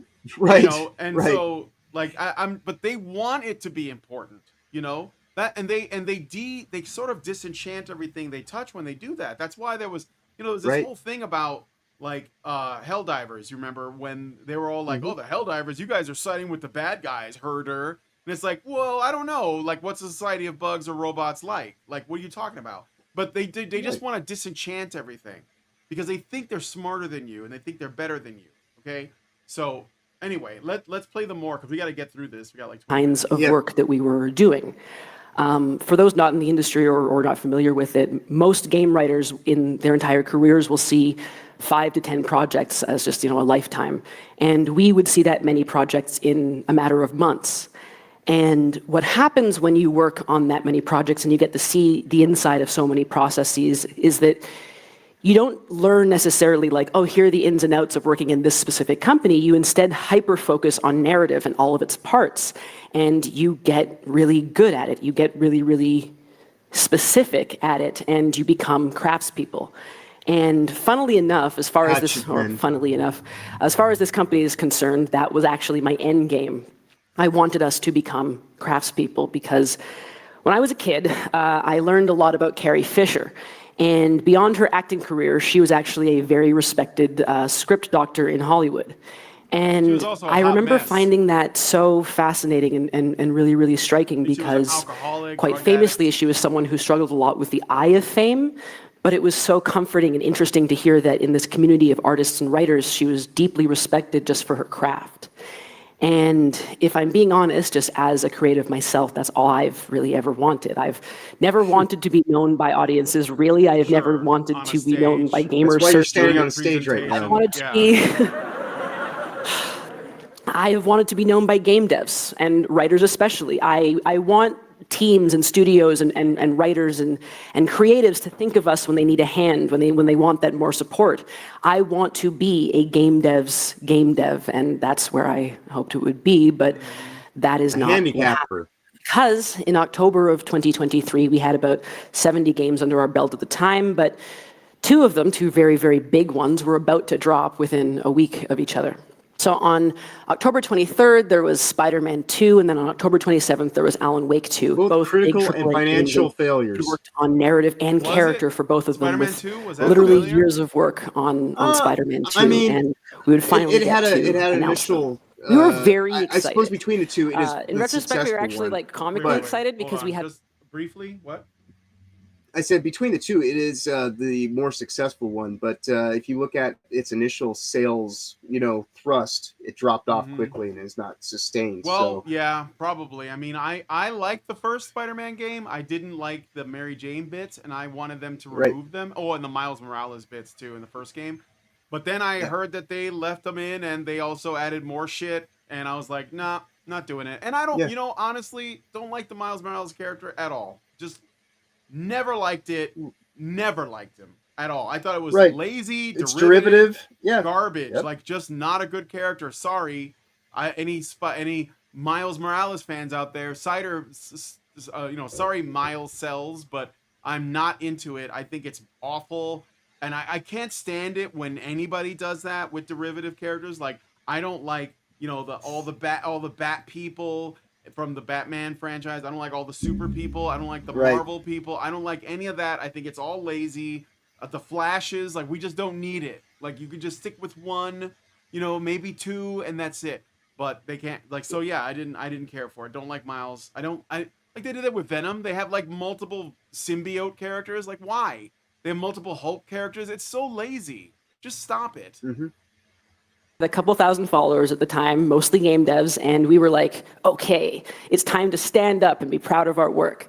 Wow.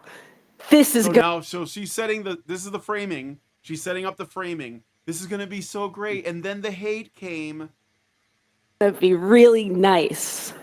And I remember even thinking that morning as we made these posts, like, I wonder if anyone's going to notice that, like, we posted about Spider-Man, we're also posting about Alan Wake. Like, will anyone put it This whole together? thing is Because just about I think how she's a victim. our way of working at Sweet Baby, the kind of like teamwork that we do on so many different games, is really, really unique. I think it's really cool. I think people will be excited about it and about our craft. So I decided to do a cheeky Google and see, like, hey, had anyone put that together?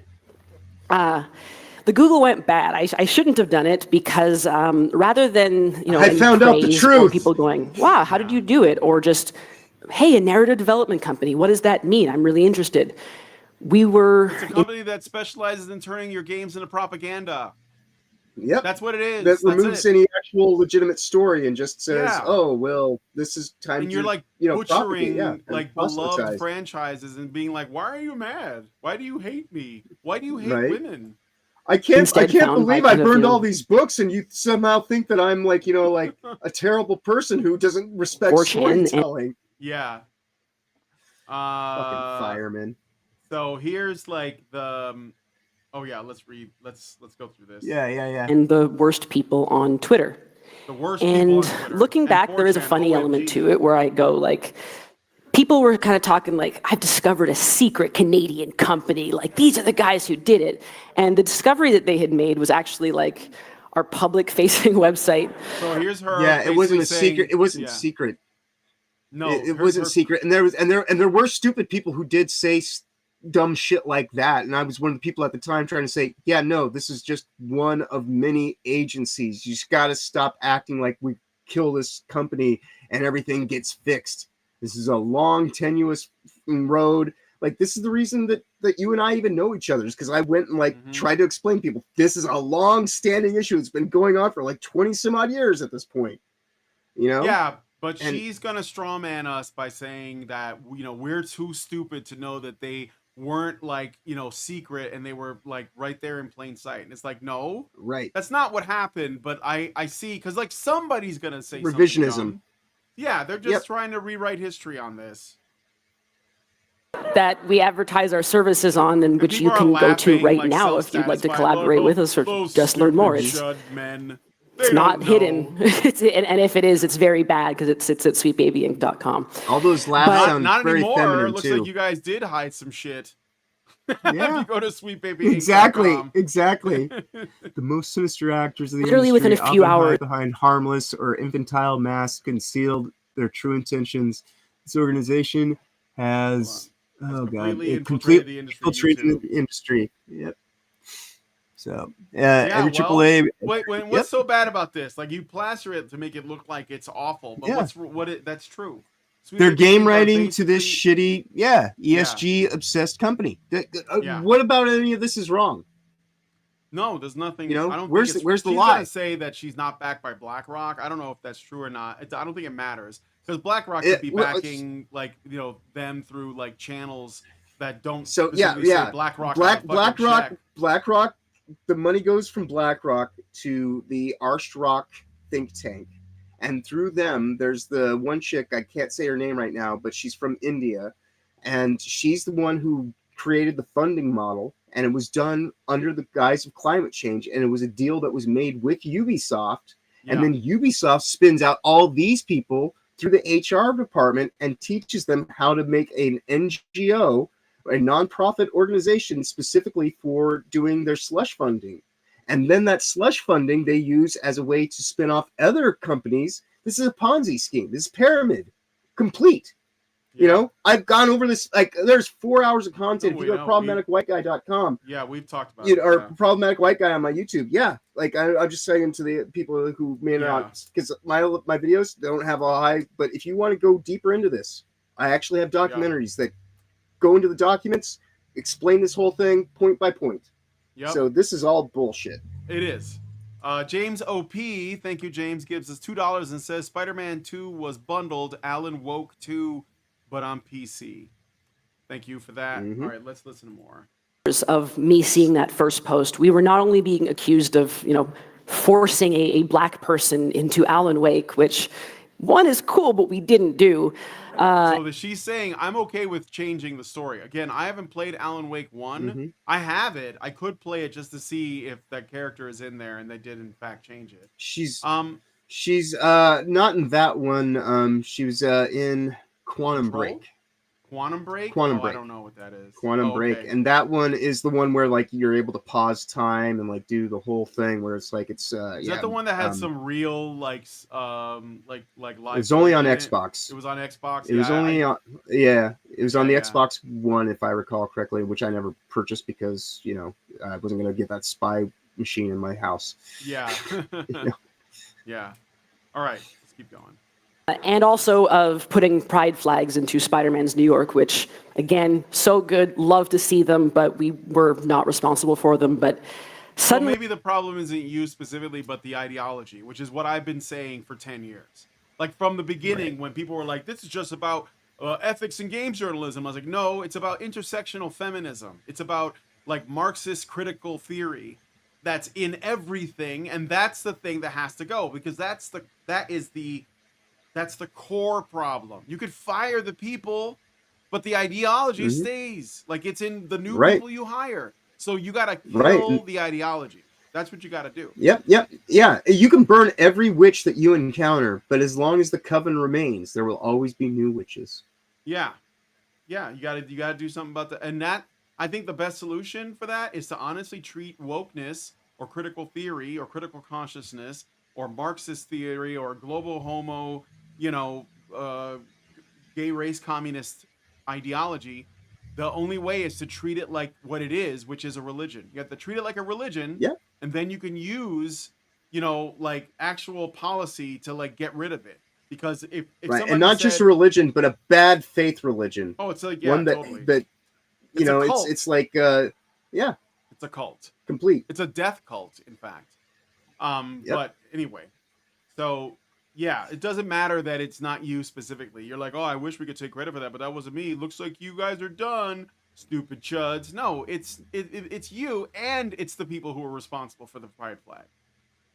We were being told that we were, funded by BlackRock, and that actually we weren't a narrative development company. We were a DEI company, some kind of vaguely defined like censor, and that we were here to use all of the power we had amassed to force companies to go woke. Oh, that's true. And obviously that's a very baffling understanding of what work for hire is. I'm not sure how they imagine we did it or how the contracts will be drawn up for it, but were you hired by a company that was also under the control of BlackRock? Did Larry Fink not himself say we have to force behaviors? Like that like this is not like the fact that you're sitting there trying to like dupe everybody, gaslight your audience, and they're all falling for it. They're like, totally true. Straight with man around Twitter. I'm a good man. I'm not racist or sexist. I'm neither of those things.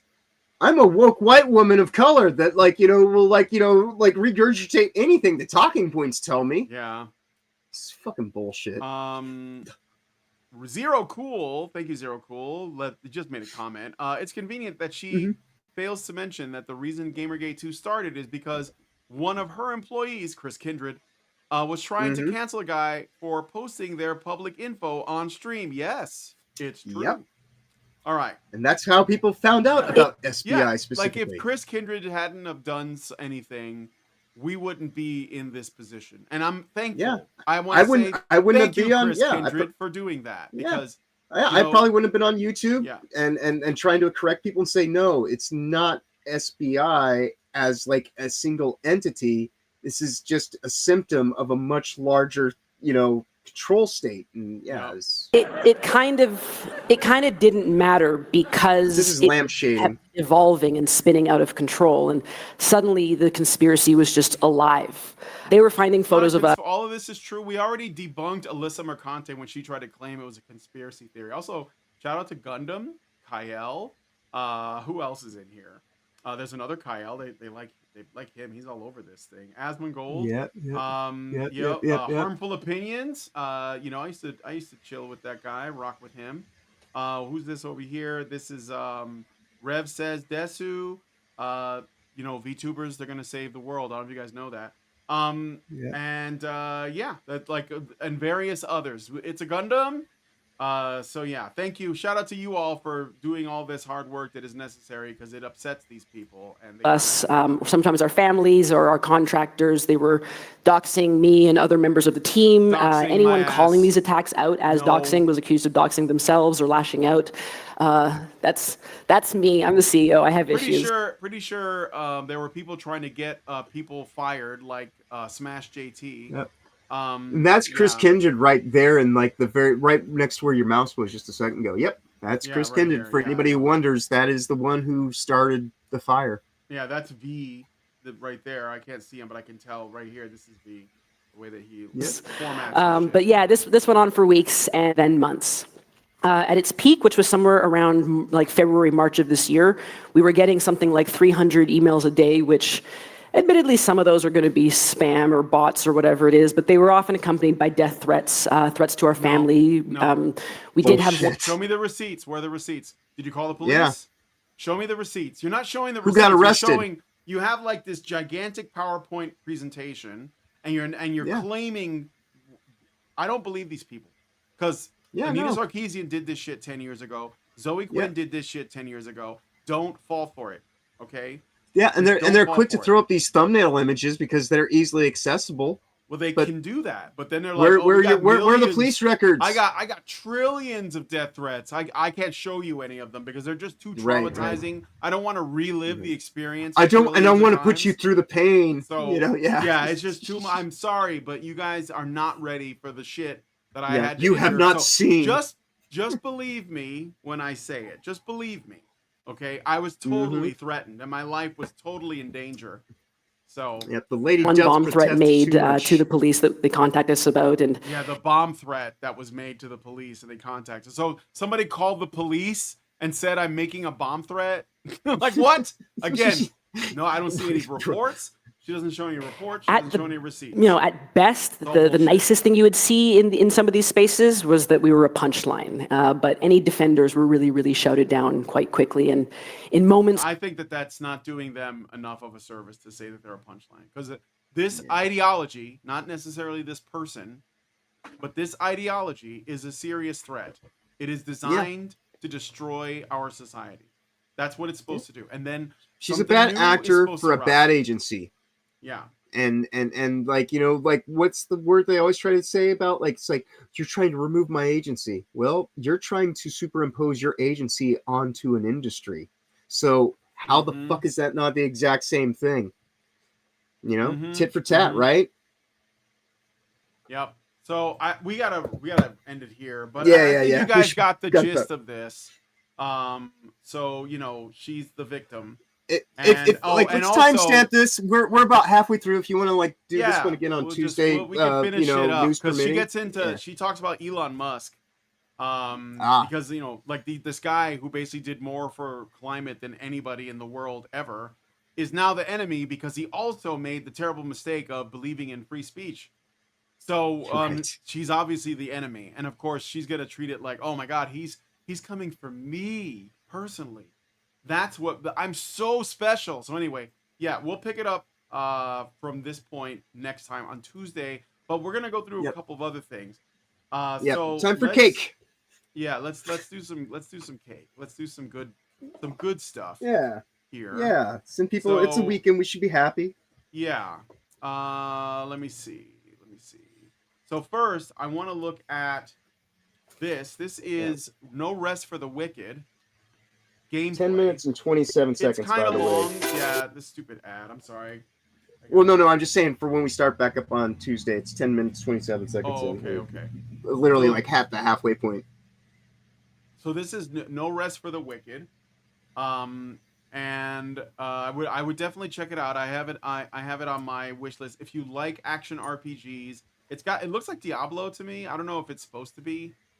Let me jump to another bit here. Maybe I'll see like some different gameplay, because this is like an hour and a half of gameplay. Yeah. And I think that like you can pre-order it and get like a preview or play like a demo or something. So Yeah, this could be well, solid. I tell you what, right now, like I was watching Jay Viper's video. He was watching a shill play through Fail Hard, the new Dragon Age, and I was watching that right before we started our stream today. And this looks far better than that. This is looks Diablo-esque, but actually like not microtransaction filled. And Dean Domino. Yeah, Yeah, I'll look at it. Okay. yeah. Dean Domino said, "How about Echo Point Nova and Cyber Aces Hope for $1.99? Thank you. I will because you sent a super chat. So let me just put this in while that's playing. So let me see. Echo Point Nova, Nova, and then Cyber Aces : Hope. On Steam, and then Cyber Aces Hope. Yep. There was a mech game that I saw that looked pretty good. It was. I'll look at my own. I'll look at my own wish list. So. Yeah. All right. So that's that. And then we got. Let's look at this Echo Point Nova. So yeah, no rest for the wicked. I'll see. There's a boss fight, I think. So let me see what that looks like first. And I'm going to drop a link to the Discord, although it's in the description. For anybody that wants to join the FFS Discord, we have a submission area for non-woke indie games to look into. Yeah. What is that? That was a terrifying roar. So he heard a roar. Find the beast. So he's gonna find a boss that made it. People are saying that this is more like a Souls game. It does look kind of like, because you're like by yourself. But I don't know. It depends on the controls and stuff. Daunting. So we'll see. 25 minutes. The top-down left. view is neat. So hold on, let's have a look at the map. So where's there were multiple routes I could have gone. I've ended up going down here. That's where my objective is. Now, is it Souls in an isometric camera, or? Yeah, that's what I mean. I guess. So because it's got rest points or something. Okay, I get it. It's mixed perspective based on what you're doing, where you're going through. I dig it. That used to be a man. It's a boss. I can see the resemblance, but right.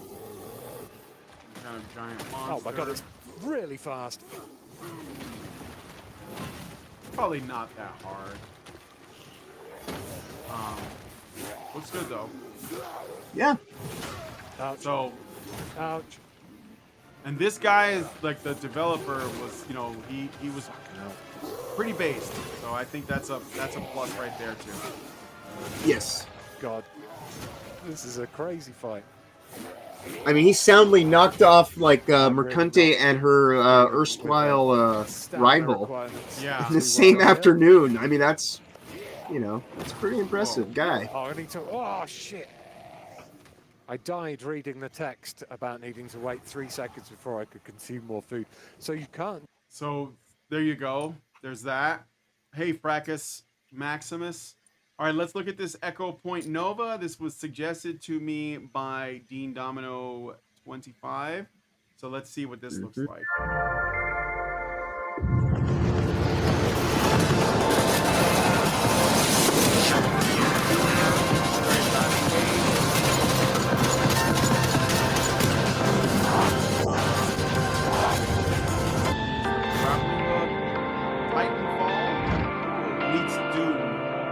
Well, that's interesting.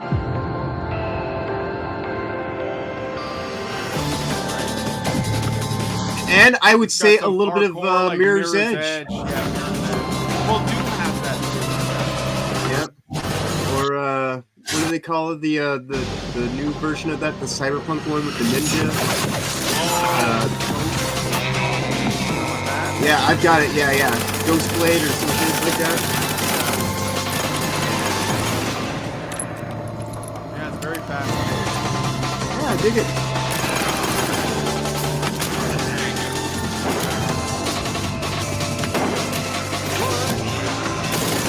What? Oh, you know what counts.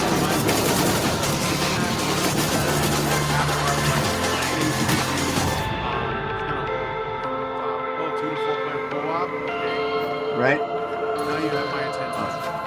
Yeah, this looks really good. Yeah,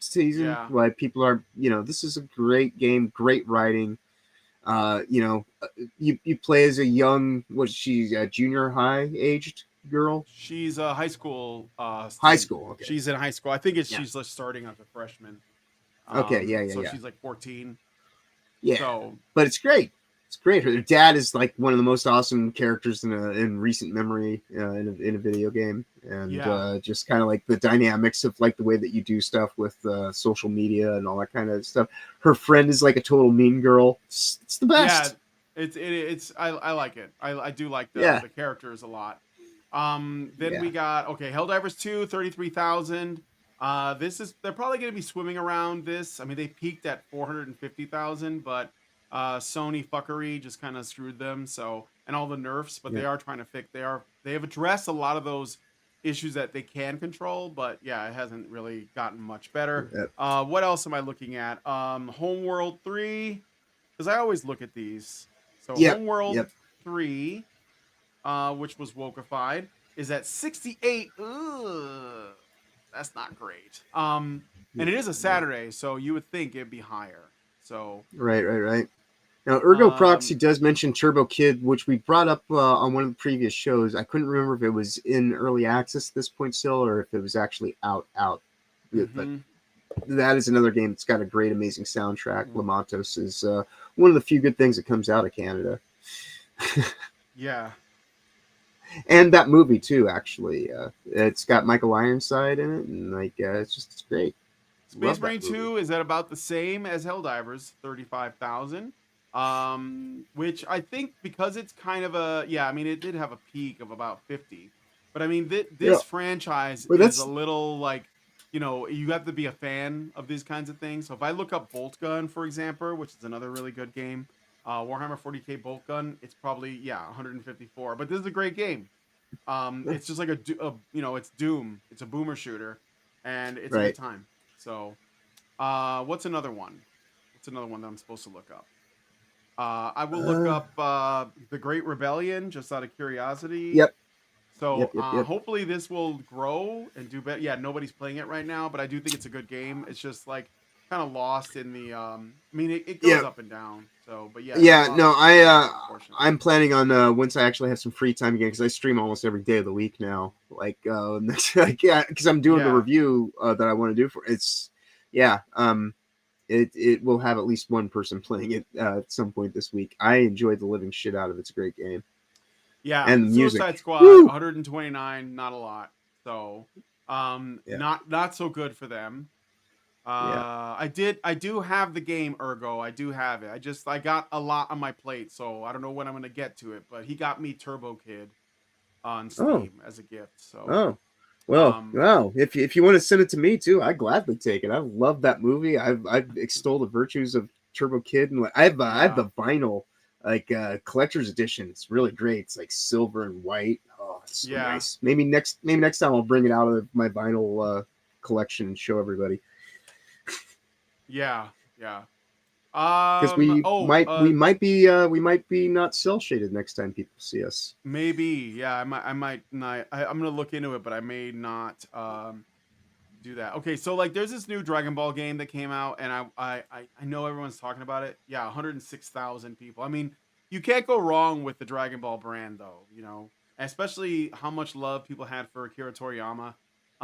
But yeah, this game is pretty successful. I guess it's so I wasn't interested at first because I figured it would just be sort of a corporate, let's cash in on the brand thing. But it looks like they're actually doing the gameplay from the Budokai Tenkaichi games, which I love those. I thought those were great. I had the one on, I think it was PS2. And so they brought that back, and that is awesome. So I don't know, man. It's got my interest. I don't know what you guys think. Let me know in the comments. But it looks like it's pretty successful. I can't think very of any other highly games rated. to look at. Yeah. Everybody likes we can see where Wukong's at really quick. Just to see Black if it's Myth still... Wukong. That's a good one. Yes, I forgot about that. So that's all right. That's all right. That's what I'm here for. Black Myth, not Back Myth. Thanks. Okay. Black Myth Wukong. Let's take a look at this. 120. Still strong, man. Still strong. Also, somebody said I should check out Ghost of Tsushima. So let's see. Ghost of Tsushima director's cut. Yeah, pretty. Oh, this is an older game, but I hear it's a very good one. So, all right. Anyway, so we've looked at some of those. I'm gonna wrap it up here. Thanks so much for coming on the show with me, John, and thank you guys for joining us. Always. Yeah, appreciate you hanging out so that I don't feel like I'm talking into the void. If you guys like this video, please hit like, subscribe if you're not already subscribed, hit the bell for notifications. Leave me a comment. Let me know what you guys think about what we talked about on the show today. And please, please, please share this video. Concord is dead. There's nobody on there. It's 0. Indeed. So if I could steal a moment just to kind of let people know, tomorrow, because I actually have like a legit schedule on things I do now.